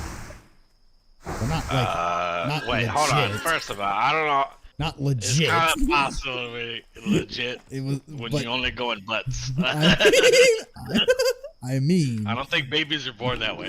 he legally has a child. I mean, I know I have 2, and I'm not a complete professional, but you know, I'm pretty sure. It's hard to get pregnant in the butt. Dude, these days you never know. You can like accidentally know. like find out like a gay guy is like with another man, but finds out it's like a trans man. Like ended up getting pregnant. Like, oh crap! I thought that was your butthole. I had to move it. So a guy was It's- with a girl who lied about being a girl. Yep. Hey, they got feelings now. You stop that, Bobbert. They got Being feelings. transphobic. I'm not afraid of them, no. I think they always yeah, had get your ass beat. feelings, dude. Oh, did they? I don't know. When they stop locking off I'm parts still new and to tell this. me what I think, I don't You know what? Here's what I will give them. If you are dedicated enough to chop it off, you know, I Do can, what you want. whatever. I can be like, all right, you took the time, I guess, but you know, know. Yeah, this isn't a. Yeah, there's no takesy backsies though. yeah, It's not, yeah, I mean, it's not yeah, like a yeah. vasectomy where you can just reverse it, okay? Or Yeah. a tattoo that you can like get laser removed. Like there's no takesy backsies when you chop wieners off and So when you things like change your that. mind, I don't want to hear it. Yeah, and you know what's the messed up thing? The really awful part is that they do end up. There's a very high percentage of suicide. Well, Extremely high. Yeah. Because of shit like that. there's a high the like statistic a lot of people talk about excuse me is there's a high percent of buyer's remorse, I guess I'll call it that way, not to be crude, where it's like, dang, I should not have bought I shouldn't have paid someone to lock that a off. vagina. Yeah, like I should have not purchased that. It's like, well, yeah, man, it's not like you just bought a Corolla, you know. Like kind of a life Would be decision. expired. Yeah. Yep. All right, we out of here, boys. What quest we doing now? Snarl Snout I have to kill. Okay. We ain't scared of Snarl Snout. Yeah. Where is he? Yeah. Yeah, that's true. Oh It my is god, they're in there. Where's this fool at? Are you Snarl Snout or Snarl Snout? Where you at, Snarl Snout? Where are you, sir? Yeah, but I was just telling Hannah earlier today. So Tony, I think, does have a kid now, which is like, you know, good for you. I think in his situation, I do have a lot of empathy for his situation, because the fact that, I guess, as a gay man, he was with that Marcus dude for like a really he was with that dude for a really long time, and I think it was like they had a great relationship, but it boiled down to He didn't want kids. he didn't want kids. And Tony was like, well, this is great, but at some point I want life to change where I have children. But also, Tony knew that he didn't want kids to begin with, so it's kind of like a catch-22. I'm pretty sure this is some of the shit that you talk about, you know, early on in the relationship, right? That's a hard one. Yeah, Kind of stuck around knowing that this was that's a hard one though. probably not gonna change. I know, but that one's more difficult, because, you know, maybe even he at that time didn't want him either, you know, and then realizes like, hey, this is something that I do want, or hey, I imagine that what maybe he was thinking is that like, oh, well, after we're together, you know, he's eventually gonna have to get to a point where I need to pull this guy now. He's gonna get to a basically, point he's trying where to he's change gonna somebody. want kids. Not necessarily change them as who they are, but be able to be like True. influence of like, hey, at some point. Okay, hold on. I might have to use cooldowns on this guy. Let me see. No, I think not. That's a tough one though, but just to influence them of like, hey, like, you should want kids now, right? Or something. I don't know. That one's just tough. But just think how hard it is for him. Like, I actually have like mad respect for that, because imagine if like you're with the person you're with right now and everything's great and you love them and all of this great stuff, but there's that one thing that's kind of a big deal thing, but it's like you still have all this love for them, but you're just like, I have to leave you because I want something different out of life. Like, that's pretty freaking hard. It's pretty hard. But I guess he's got a kid now. I'm almost 100% he's still dating based off of the text he sent Michael accidentally. You know. Yep, I do. Accidentally. I don't think it's an accident at this point. Yeah, he's had a lot of those accidental. Oops, sorry. I don't know if that's like gay wizardry of like, I'm going to send them a super gay text, see how they respond, with maybe the chance that they're like, yeah, Tony, I'm down for that. And if they're not, be like, oh my God, I'm sorry. That wasn't It was for just you. a joke. It was just a joke. I was kidding. That's not how it works. Yeah, don't be gay. It's just a joke. Yeah. Yeah, I don't know. Tony, I get that you're gay, but don't be gay. Yeah. Come on. Serious. Like, Tony, I know you're gay, but stop being so freaking gay, dude. I'm okay that you're gay. Just don't be queer. No, just don't be a. No, I'm just kidding. Yeah. That's the one. Don't be an English cigarette. Don't be a bundle of sticks. That's my favorite Ralph one. Is where he said the Simpsons. He's like, yeah, if you're a stick when we're alone, we're easily picked off. But when we're a bundle of sticks, we form a mighty fan. And he's like, everybody's just looking at him like, fuck. I think that's one of my favorite bits, though.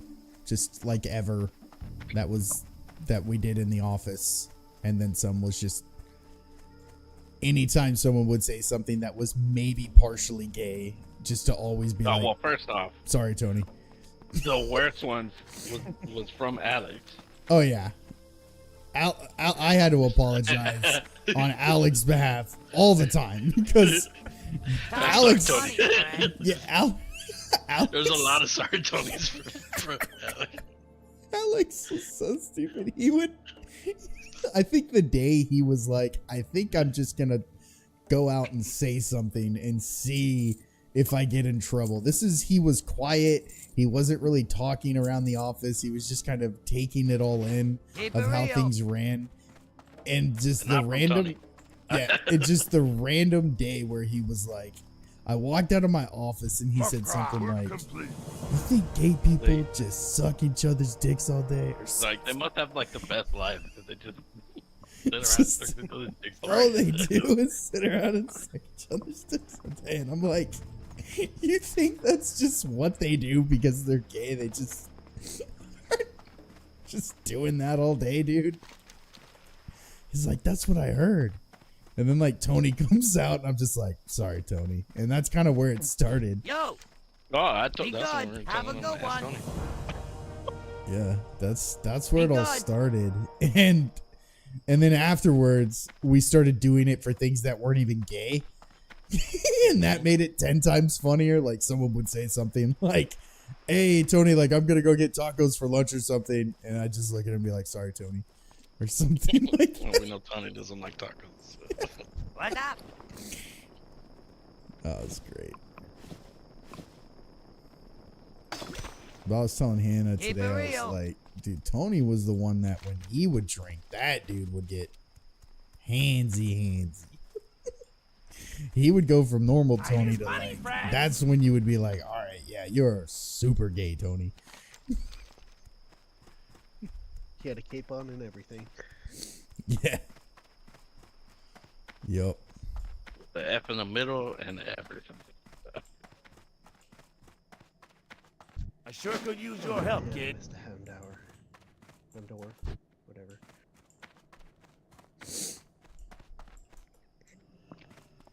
Stupid chat, you should have an alert being like, hey, this is a Pokemon you like. What's up? Hurry back! Tony and Renato got too goddamn handsy though when they were drunk.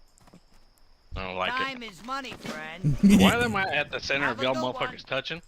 I'm gonna get the fuck off me. I'm gonna start swinging. I swear to God. Are you sure you didn't like it even a little bit? Trust me. I had to tell Michael, look, you either tell him to stop this, or I'm going to hit him. All right. Straight. Yeah, it's a different world, man. I don't like all this touching. Fuck off, man. You were missing 2 boobies in order for you to be touching like that. Time is money, friend. Talk to me. You are not the ones I want touching me. You got the wrong chromosome. If you're Lucy Lou, I want to have no problem. But one of you Lucy Lou, motherfuckers. you absolute idiot. Man knows what he wants. Hey, she's Glad I could she help. has been gorgeous to me since I was a child, and she still is gorgeous. I don't give a damn. I think she's all right. There's other Asian women that I have since then found more attractive, but she's probably the OG. Like when she was doing a lot of the movies, like the Charlie's Angels stuff, she's for sure. Even from Super Kill Bill. Be careful. Yeah, Kill Bill for sure, but Charlie's Angel, she was wearing way more risque clothes, dude.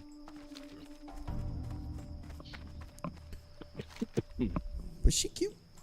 She cute. Give it that.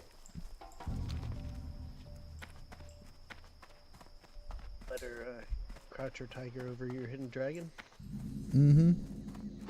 Yeah, I'd crouch her tiger real quick. Kate had that like face kind of like Lucy Liu, but if like someone smashed her face in and then the devil took a crap on her head.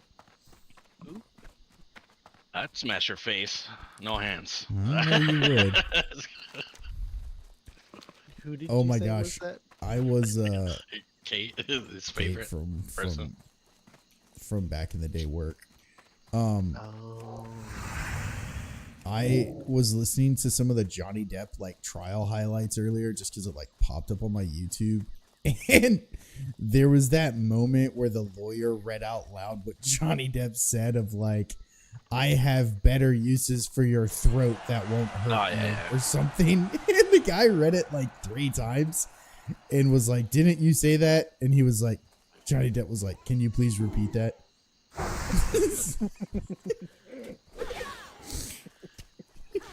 But dude, my favorite ones are the fucking Kanye depositions.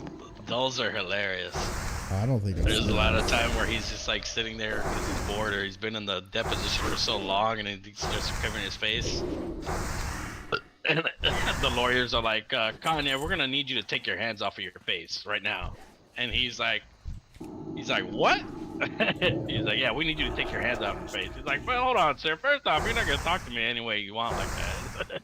He's like, well, you're gonna have to speak to me with respect if you want me to do stuff for you. And he's like, you can ask me nicely. And the lawyer's like, all right, can you please take your hands off your face, Kanye? He's like, no. I'm telling you, it's hilarious. Hey, you can hate Kanye all you want, not like him, think he's a crazy weirdo, but Well, I mean, he kind of is.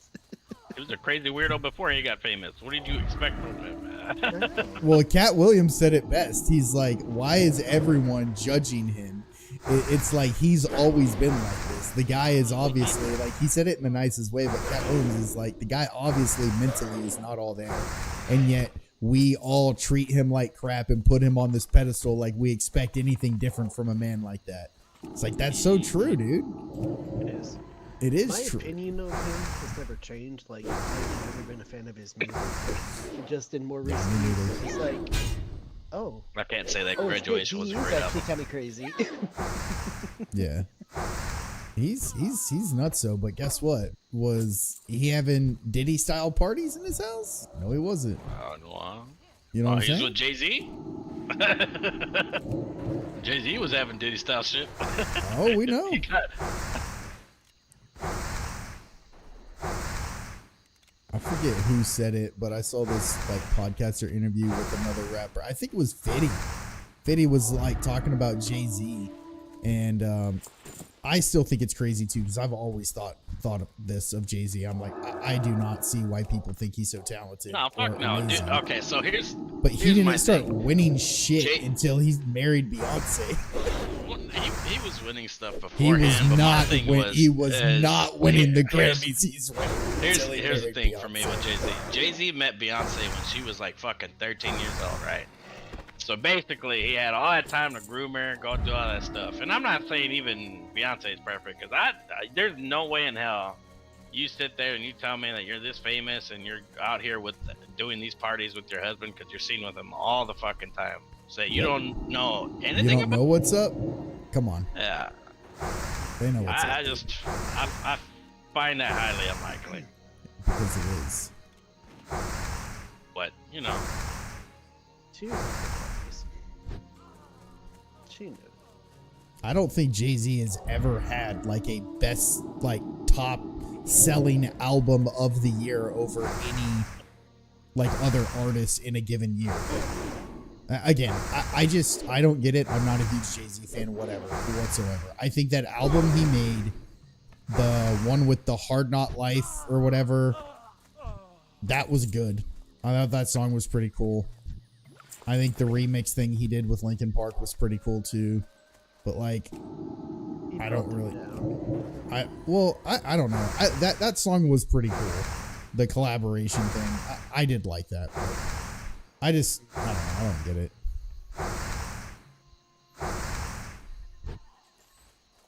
I also think it's funny though how everyone is all surprised that it's like, oh, these people did this and that. Yeah. Yeah. surprised they These stopped people everything. were doing things with like children and blah blah blah. Yeah. That surprises you? What planet do you live Charging. And my thing is, I don't know how you get this, like, as a parent, how are you gonna trust all these motherfuckers that are trying to be successful off of your kid to look out for the well-being of your kid? Why would you trust them enough to be like, oh yeah, no, let me take my son to a party or take my, I just want him to be famous. I don't care what happens to him. Yeah, parents of the year, dude. It's basically what happens, because you let Yeah. your kid go off with a complete stranger that you don't know just because they're rich and have money. Why? You're the shitty parent at that point. You're part of the problem. You're offering your kid That to they them. want their kid to be rich and famous. Well, you look at care the about stories of like Corey Feldman and Yeah, dude, Macaulay Kevin Culkin. Spacey basically got away with Years. molesting kids because he said he was gay. Like, what? How is that a defense? But the thing is yeah, there's that. That's I don't even understand that. But it It's like, is. oh no, you can't prosecute me and I'm gay. What? We How know does that you're work? we know you're gay, but you're messing with kids. But the situation. That's not the problem. It's the gay part. It's the kid part. That's the problem. Yeah, it's the kid part, homie. But no, it's with Macaulay Culkin and kids like Corey Feldman and those guys. It's if you look at the documentaries about like their parents, like they're horrible parents. Yeah. They look at their kids as literal like slave labor almost. Paycheck. Yeah. Cash cow.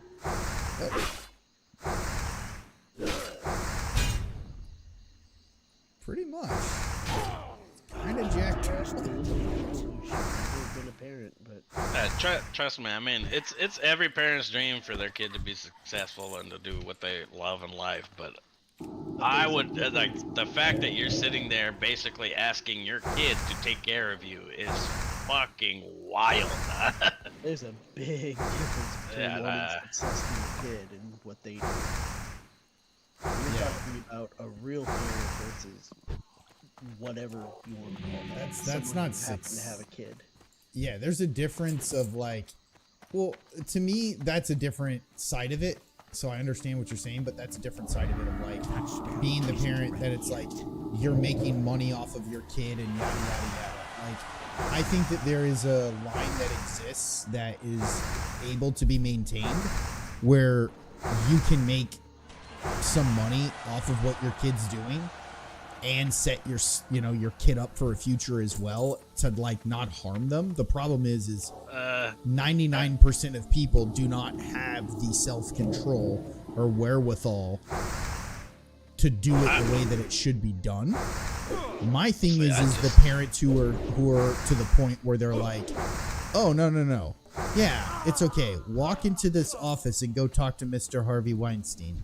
It's okay, it'll all be fine. Like those types of parents, like that's gutter One where trash. it's like, oh, you won't allow the parents in the meeting? Oh, I'm sure there's nothing suspicious with that.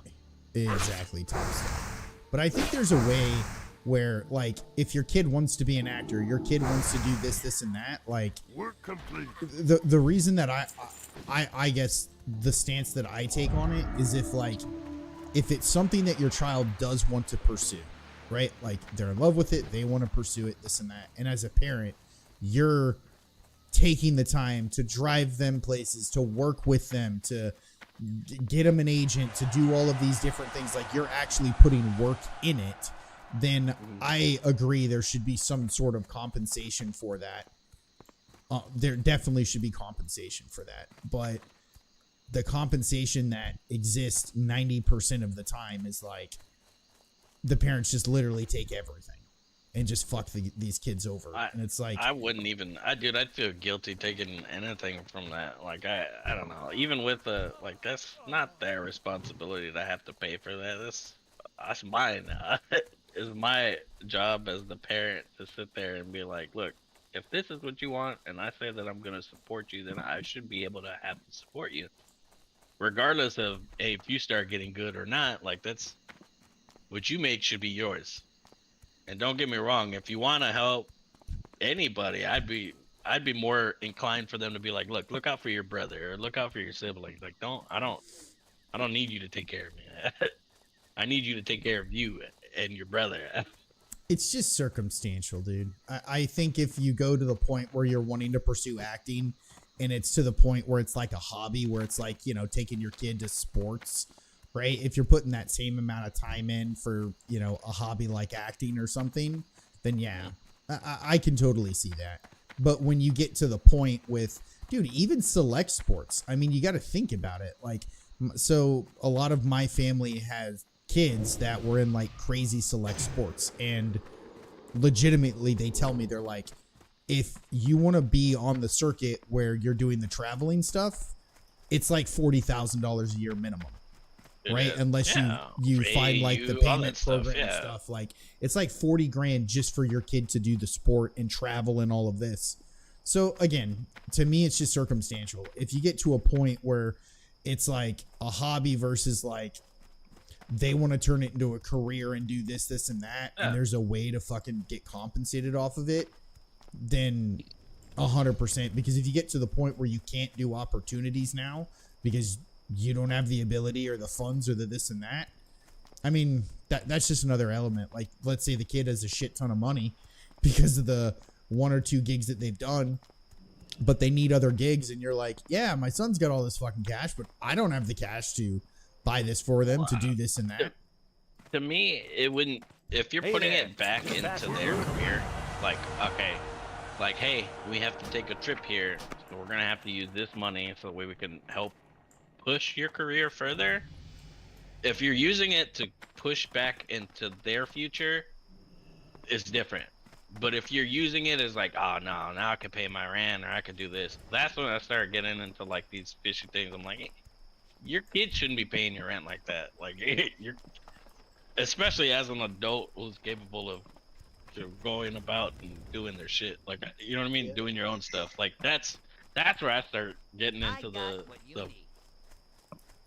the gray areas of shit where it's just like, you know, you can't. To me, that's wrong. You're not using it for your kid's future anymore. You're using it for your benefit. And Well, if you're using it for your benefit, then it's, for me, it's wrong. Different. That's why it just boils down to, again, intent, right? Like, that's why it's so circumstantial. It's just like, what is your intent with it? Because again, there's the argument made of like, yeah, I can't fucking pay rent, or we're struggling with this and that, and because of that, it's hurt. Like, it's all circumstantial, right? So in the end, I guess put it this way, it's like, if the fucking kid or the kid is making like absurd and obscene amount of money, etc., and the parents taking, you know, even freaking 50% of that or whatever it is, like, that's insane. But if you get to a point where your kid is getting really successful, but again, let's like keep it 100, the kid cannot be successful without you. Like, legitimately, like, if the kid literally could not continue to be successful without you, then I don't know. To me, it just, I look at it as like, there should be some sort of amount that equates for like a cost of living, if that makes sense, that's reasonable, and not like these fucking parents that are like, oh, my son made 15 million, I'll put $1 million aside in this account for them, and we'll take 14 million and go buy our dream house and a yacht and all of this shit. That's In all insane. honesty, Right back. when it works out the way it should, there isn't any take. It's the kid gives back of their own free will. That's why I say it's circumstantial, because if you have a kid that's 10 years old and starts acting and making money all the way up to 11, 12, 13, 14, 15, 16, 17, 18, all right, well, that's 8 years. That's Keep 8 it quick, years in kid. which I ain't the got all day. child is not technically an adult, in which, again, it's a child. And so if your expectation... The entire thing, yeah, if the entire thing is childhood, that is different. I'll agree. Yeah, that's all I'm saying. On the childhood side, I just don't think there's a lot of people who have done it exactly right. Like, take Taylor Swift as, I think, probably a good example. I mean, that chick is a billionaire now. But, like, you know, her mom took her to shows. Her mom did this, and that. But her mom didn't take any of her money. But her mom definitely used money to be able to prop her up, you know, to give her opportunity and yada, yada, yada, which is great. No, but she cried when her manager bought her money like a bitch. When what? I said she cried like a bitch when her manager happened to purchase her music, or he had her catalog. What, her mom? No, her manager, that other guy. Yeah. I'm just talking about her Time mom. is money, friend. Nah. But yeah, I don't know. I think that there's a fine line. I totally get your side of it as well, though.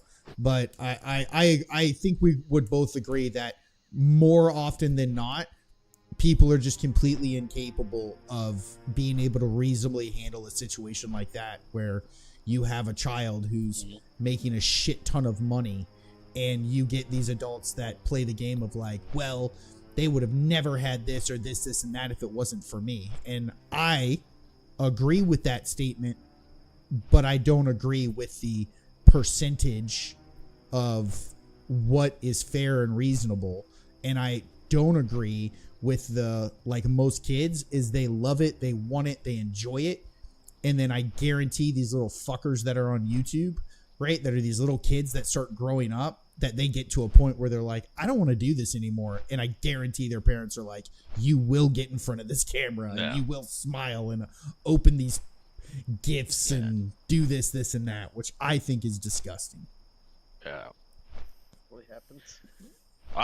Dude, I can't stand it when fucking adults. I see adults putting their kids in like little beauty pageant concerts. That's fucking, to me, it's gross. Cringe, dude. It's fucking gross. That's gross, Like, man. kids I agree. shouldn't be looked at like that to begin with. So what the No, fuck are you those doing? people Like, should be locked away for pedophilia. Period. The end. oh yeah, for sure. And then it's always old ass fucking creepy ass guys that are always trying to be the judges for it, and then you're like making your kids like, oh, you gotta smile for them, you gotta like look pretty, Yeah, cause that's the only thing that's good like, for you, yeah. that's the only thing you're good at. Like, nah, man. Strength and honor. Super cringe, dude. I Fucking agree. gross. I feel like people who put their kids in beauty pageants should be kneecapped. That's too nice. Oh, that's just like the bare minimum. That's just for considering putting your kids in I've been it. expecting you. I think that No, I'm thinking more of put them in a room for me for a few hours, because I'm gonna have a pair of pliers and a bottle of Walk Tabasco. with the That's all earth. you Nah, need. that's too nice. I just need, I need Oh, some salt, and I need some bamboo sticks. Oh, we're gonna have fun. Oh, see, I start with the toenails. I want them to feel the bamboo gradually grow into their skin and then pierce through their feet, and grow through their feet. Like, look, dude, you're a weirdo. I think See, that this the whole thing best takes days, because you gotta do something and then make sure that the pain goes down so they can fully No. feel I want the that. I full don't want that. experience of the next one.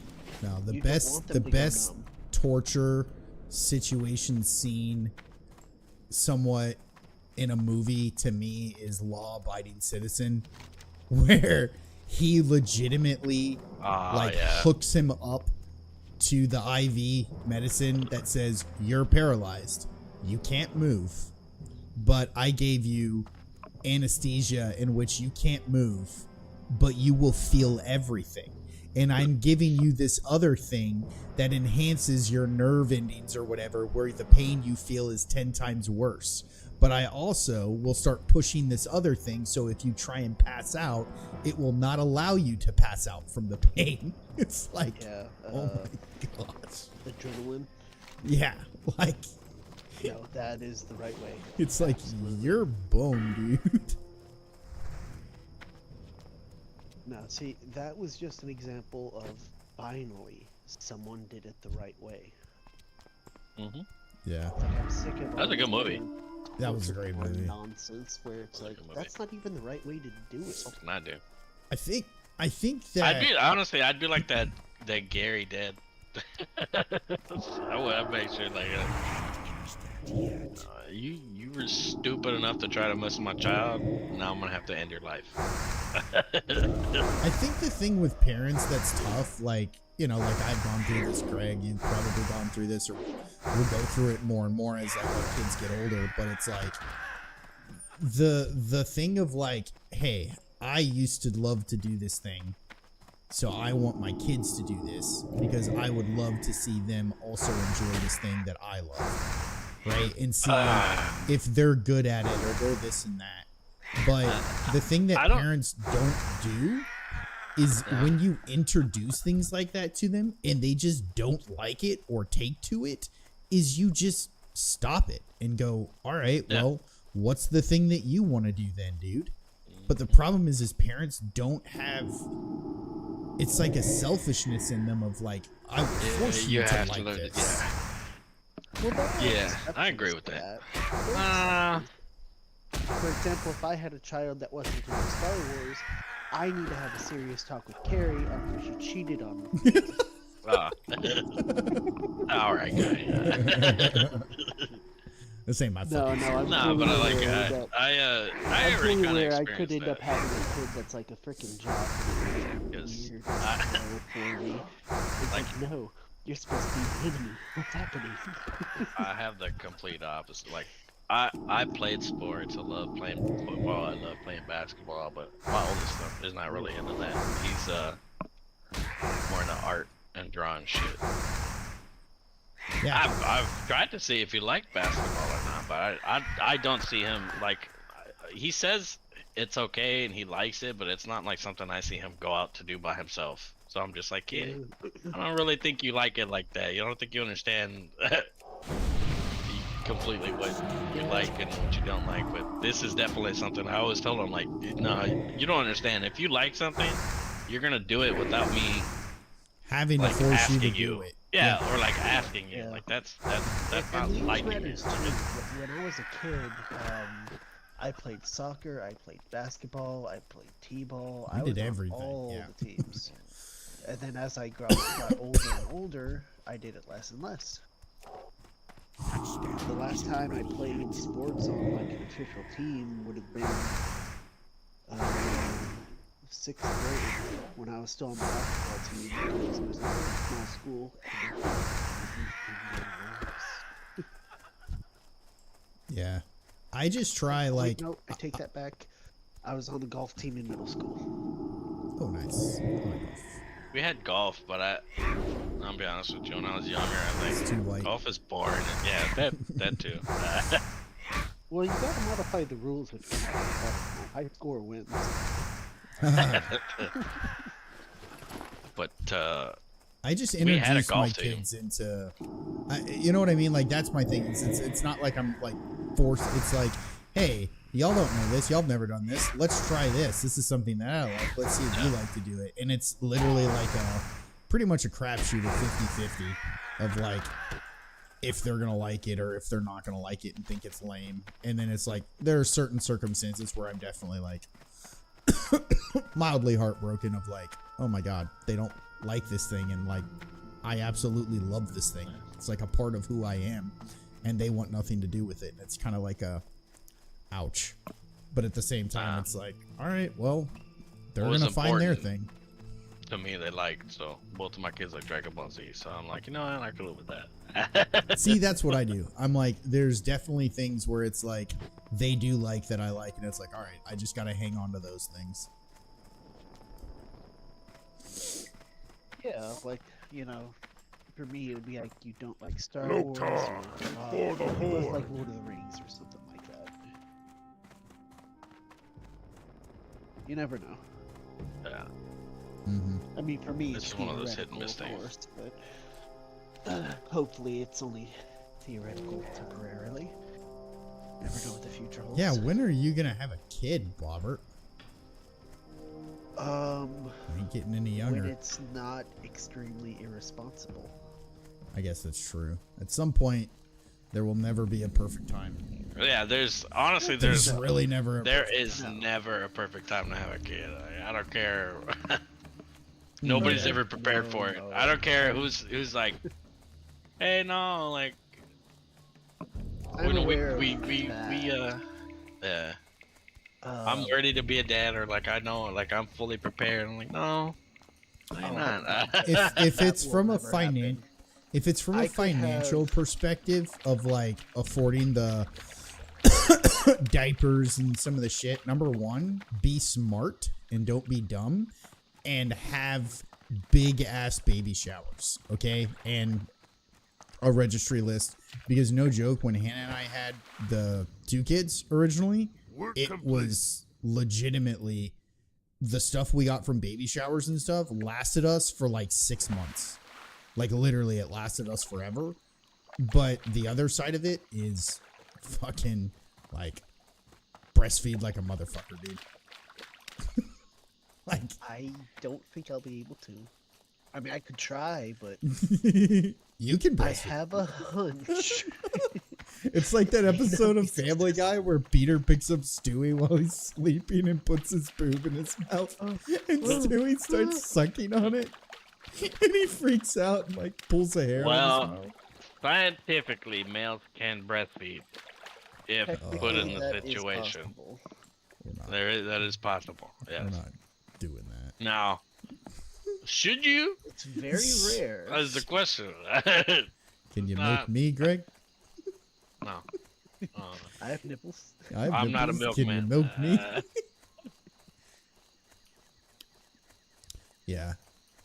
Yeah, I mean, I get it. Make Trust your me, like bones strong, Greg. when Yeah, hell no. we had Noah, we very much were like, we want this to be done, this to be like we wanted to be super responsible. Like, we want all these things to be done before we have this, and once this is set, then I think it's the right time. And we kind of did that with Simon. Like we were more financially set a little bit, but literally aside from the financial side of it, 90, I'd say personally, 90%. And then you're of like, it you know what? was Let's not spice it up. financial. The Get some struggle color in was- this motherfucker. Yeah, 90. Yeah, And Yeah, lead after to a that- inspiration. screw you, Bobbert. I have the volume low, but I did hear it. You're still welcome. 90% of it was and boiled down to just the actual just parenting side. I need to get closer. Which was oh so fun.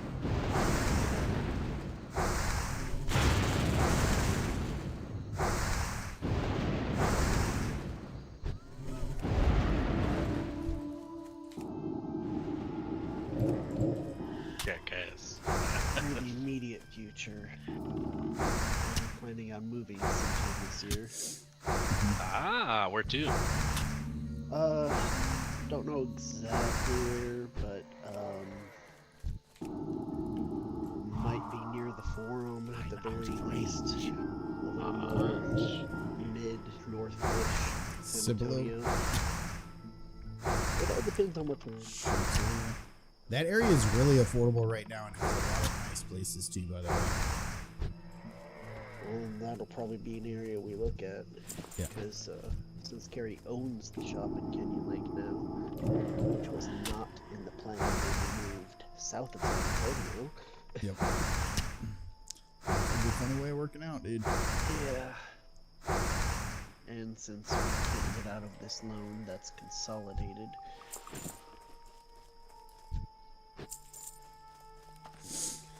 So yeah.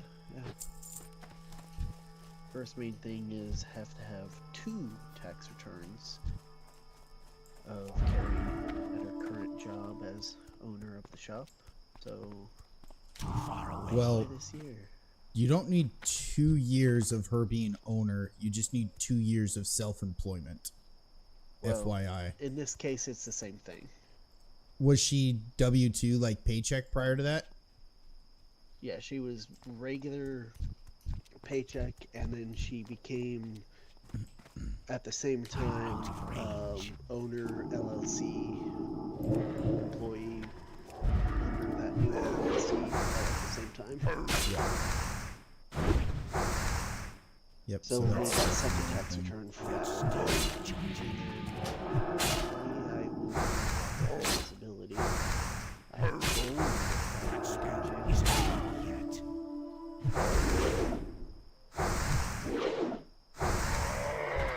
Texas can take up to 400 days, so who knows? Yeah, the national average is apparently only 300, but Texas is 400. So, that's pretty cool.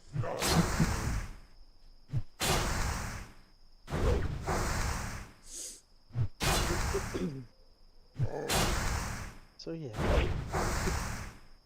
Lots of things. Oh shit! I almost died. Oh my god! All right, I need to That stop. was pretty low. I legitimately almost died because I just wasn't paying attention. I was just thinking about the music. Holy Yeah, I saw shit! My that. heart skipped a beat. I got down to 67. Holy crap! Okay, it just means I'm getting tired. About that time. Yeah, it's about that time. Start school tomorrow again. Fucking 2.5 weeks. Oh, they start tomorrow. My kids started today. Well, speaking of kids starting school, I have still been trying to work on that superhero RPG, bit by bit. I've got a game fleshed out. Enough, at least. Far away. Yeah, some random stat lines, cops and whatnot. Criminals. The essentials. A good storyline. Some sort of good twist or good objectives or something. Yeah, I have several like key plot points, and I'm just like slowly working on connecting them, but also at the same time not too concrete, so you guys still have the freedom to do whatever the fuck you want without affecting the story. At Well, least that would, put me at a disadvantage and be like, oh no, there goes my entire session. Because that would just be awkward for everyone.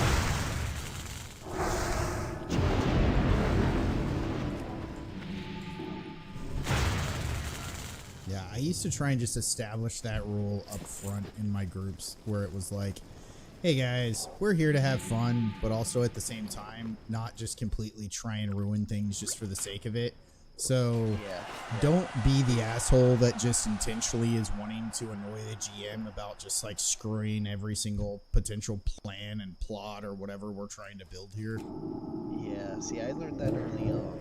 One of my early D&D groups, there were 2 really close friends that just like to troll each other. That's so bad. Well,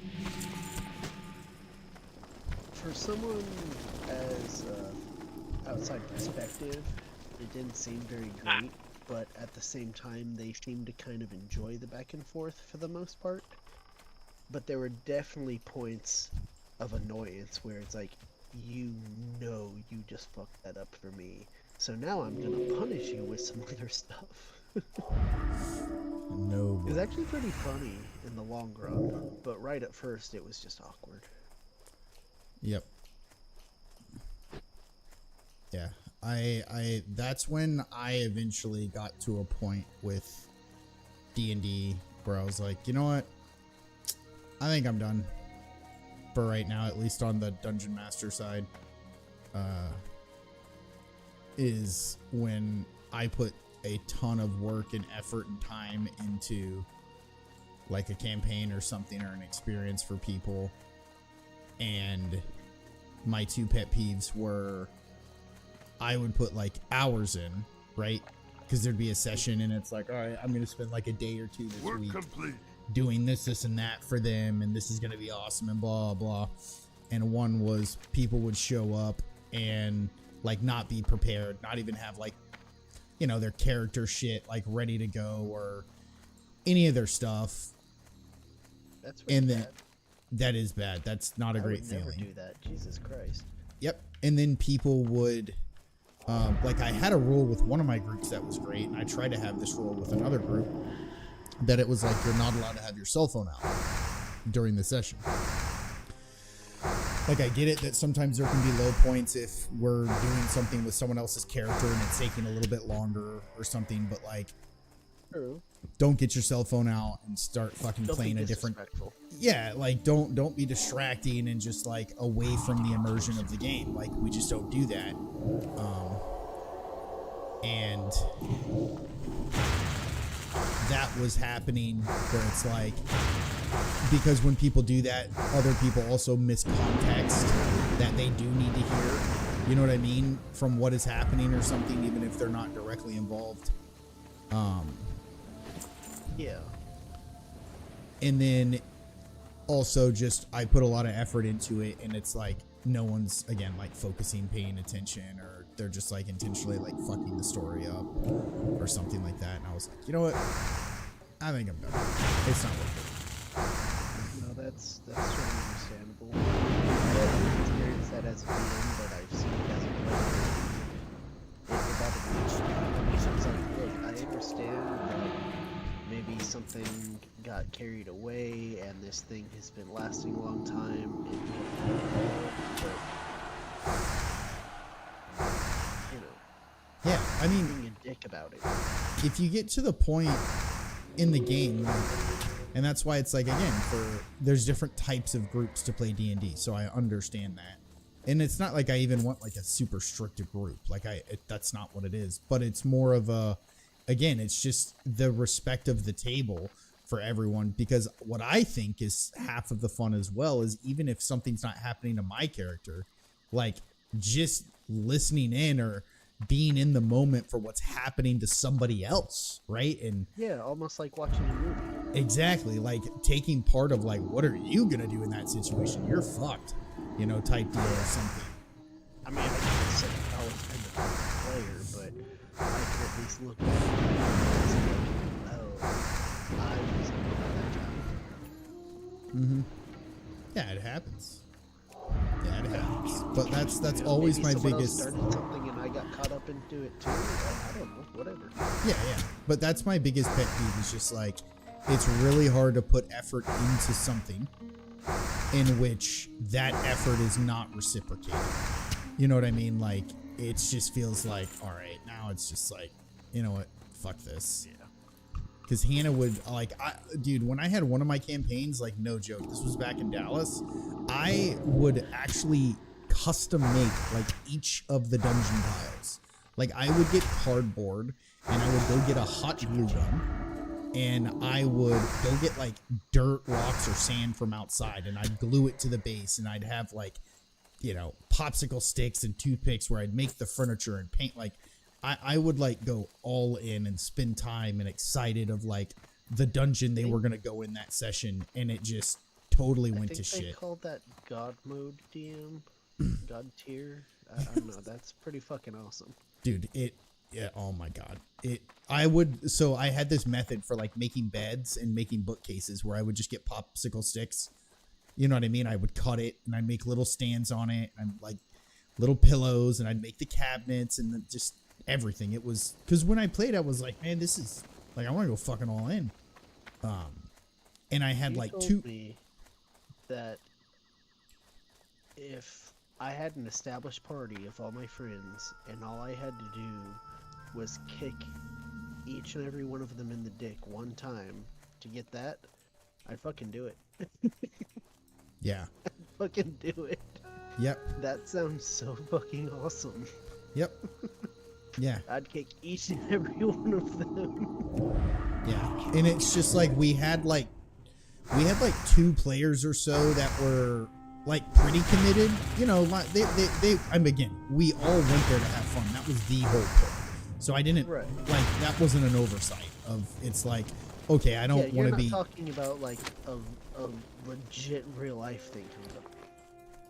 Yeah, no, exactly. I'm just like, we're all there to have a good time. I'm not there to be a rules lawyer. I'm not there to be this and that. Like, we're there to have fun. But I think, again, that whole thing of like, everyone just be respectful and like, pay attention to other people and their shit when they have stuff going on. And like, at least be somewhat prepared before you show up. And by the way, show the fuck up. Like, that was my other problem is I had to constantly like change things for the campaigns and shit that I ran because people would just not show up.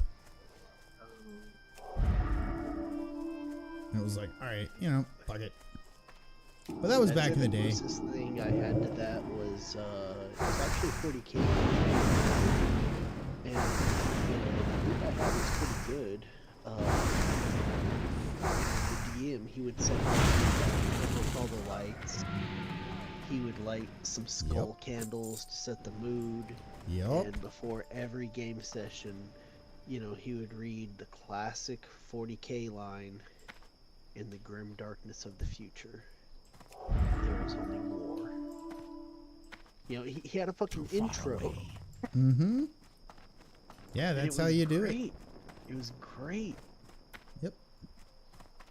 It's hard, man. I'm not gonna say it's not. You know, like it's hard to get a group like that, you know, of dedicated people or this and that. Like it is hard. It is No, tough. yeah, no, that particular group was people that had known each other for a while. Yeah. And we were all big 40K fans. We had all known each other for a little while. It wasn't just fucking happenstance. Yep. But yeah, I can remember because, you know, in other campaigns, you know, a character of mine dies. It's all annoying. I have to make a new one. In that campaign, or those campaigns, I died twice, and I was happy about it. I actually legitimately had characters that died good deaths, and that was the only time that happened. Like, I wouldn't change a fucking thing. It's like, no, that was glorious. Perfect. Mm-hmm. We used to have the graveyard. We had a box that we would put all of our character sheets for the people that like died. And we had our little graveyard of characters. Which was super cool. One of my best Dungeons and Dragons group I ever did was I was not the dungeon master. I was just a player that was able to get in a spot because one of my buddy's friends was going off to like college or some shit. And he 3D printed himself when he was at some sort of like festival or something like that. And whenever he wanted to like DM something, he would actually use his character that he would pop onto the table, and it looked exactly like him in real life, and it was the funniest fucking thing.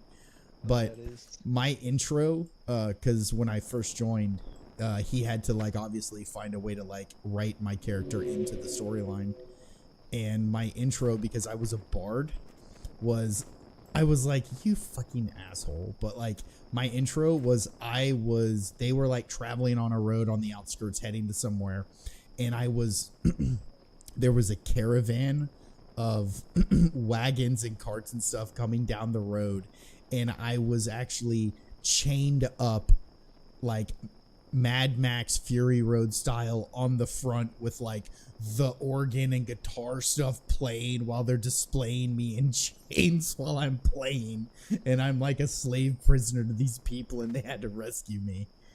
It was kind of cool.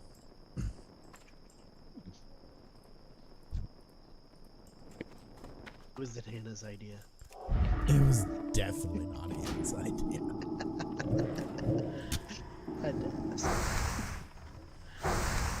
Oh shit. Okay, this guy just spawned right on my face, so that's fair enough. I still feel sorry that I made Hannah drive with a giant wiener in her truck. You should be. Because you're like, dude, she's been dropping off the kids at school for like weeks, this whole week. Oh, the whole shit. That's great. Okay, this is a pickle. This is a pickle. This is a pickle. There's 3 on us, but I have a druid. I think I'm alright. I'm not gonna heal you, druid. I'm gonna just kill this thing. So we're gonna have to chill for an absolute second. Okay, this is a problem. I'm gonna heal myself. We need to, you need to try out Phasmophobia in VR, Kyle. I kind of did. Oh, did you? It. Yeah, I tested it with my That's kid. fine, man. Tell you how jealous I am. The next thing is on my list is to do the Work complete.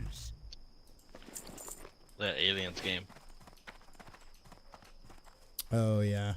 Yep. I want so bad to have VR on my PC and just dive straight into Demonologist and everything.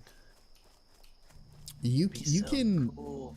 you can get Bobbert, just so you know, because I I set it up with Noah, and you can get the MetaQuest 3S, like the cheap one, like if you had money to spend on it, but you can get the cheap MetaQuest one, and you can just do the Steam Link, and so basically it's just the games will run on your computer, and just using your network connection, you're able to connect your headset to your computer. Yep. So you don't need a powerful computer. True. Well, my computer's not the problem. Yeah. Oh, okay. The MetaQuest I've got a 2 new, should be I've got a new one, remember? fairly Oh, yeah. inexpensive now.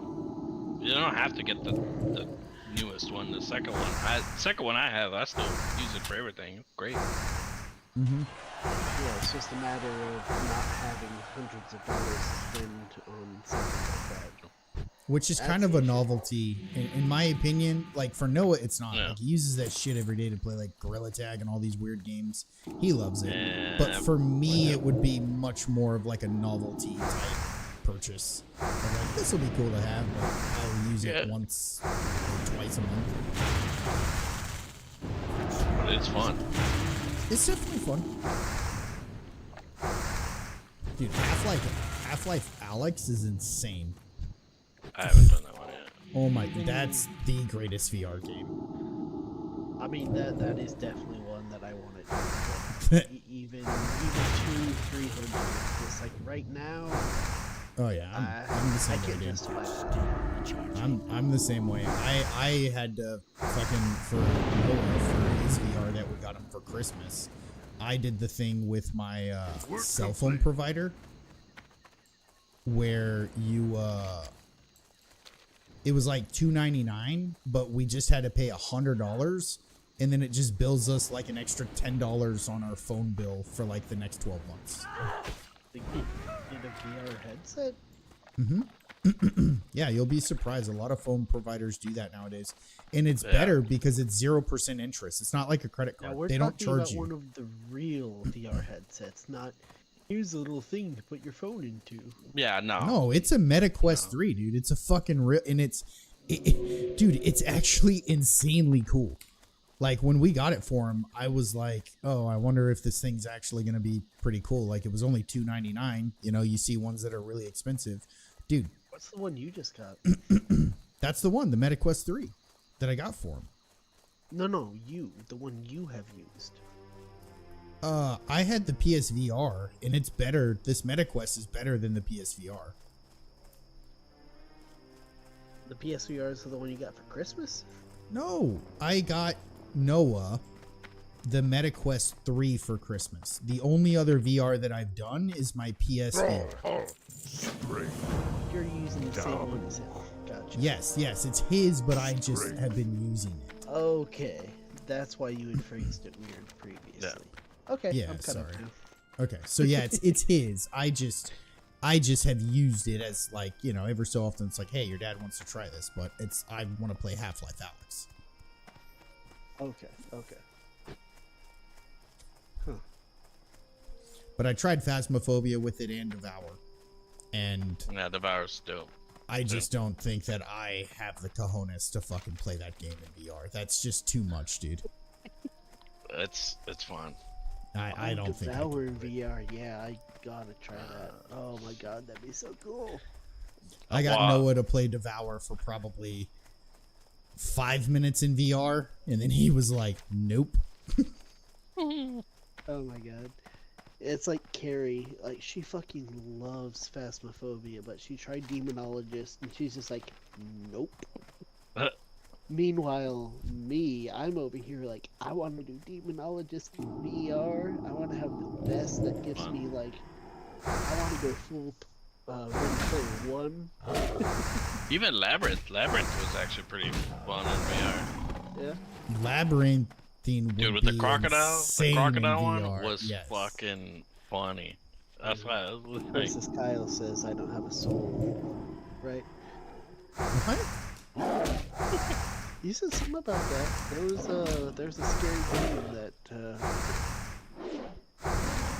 back with Sun West, you challenged us all to play, and you would give money to whoever beat it. And you said that I didn't qualify. You don't couldn't qualify. join it. Yeah, Yeah. you don't qualify. And I thought it was 'cause Oh. you said I don't have a soul because I play scary games with demons, and I laugh. another fun one to play in VR is The Forest. Oh, that one seems like it'd be would pretty fun. cool. Yeah, one that would. that seems like it'd be super neat. What can I help you with? I have that other game, Pavlov, too. That one's pretty cool. And of course, you know, I had to go with Doom. Mortuary assistant.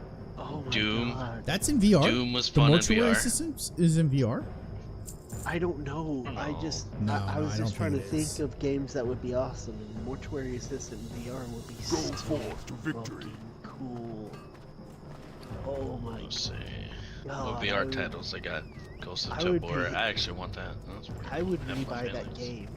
I would rebuy that game, and I'm talking about full price, like $60 just to play it in VR. Oh my Alright. god, that'd be cool. Gentlemen, I have reached The breaking level point. 17. I'm getting a little too tired, Yeah. so I'm gonna sign off the game. I'll keep talking to y'all for a little bit, but I'm gonna get off Wait, soon. let me catch this Geodude. Of course. Okay, I'll let you catch the Geodude. I have Pokeballs. I spelled it correctly.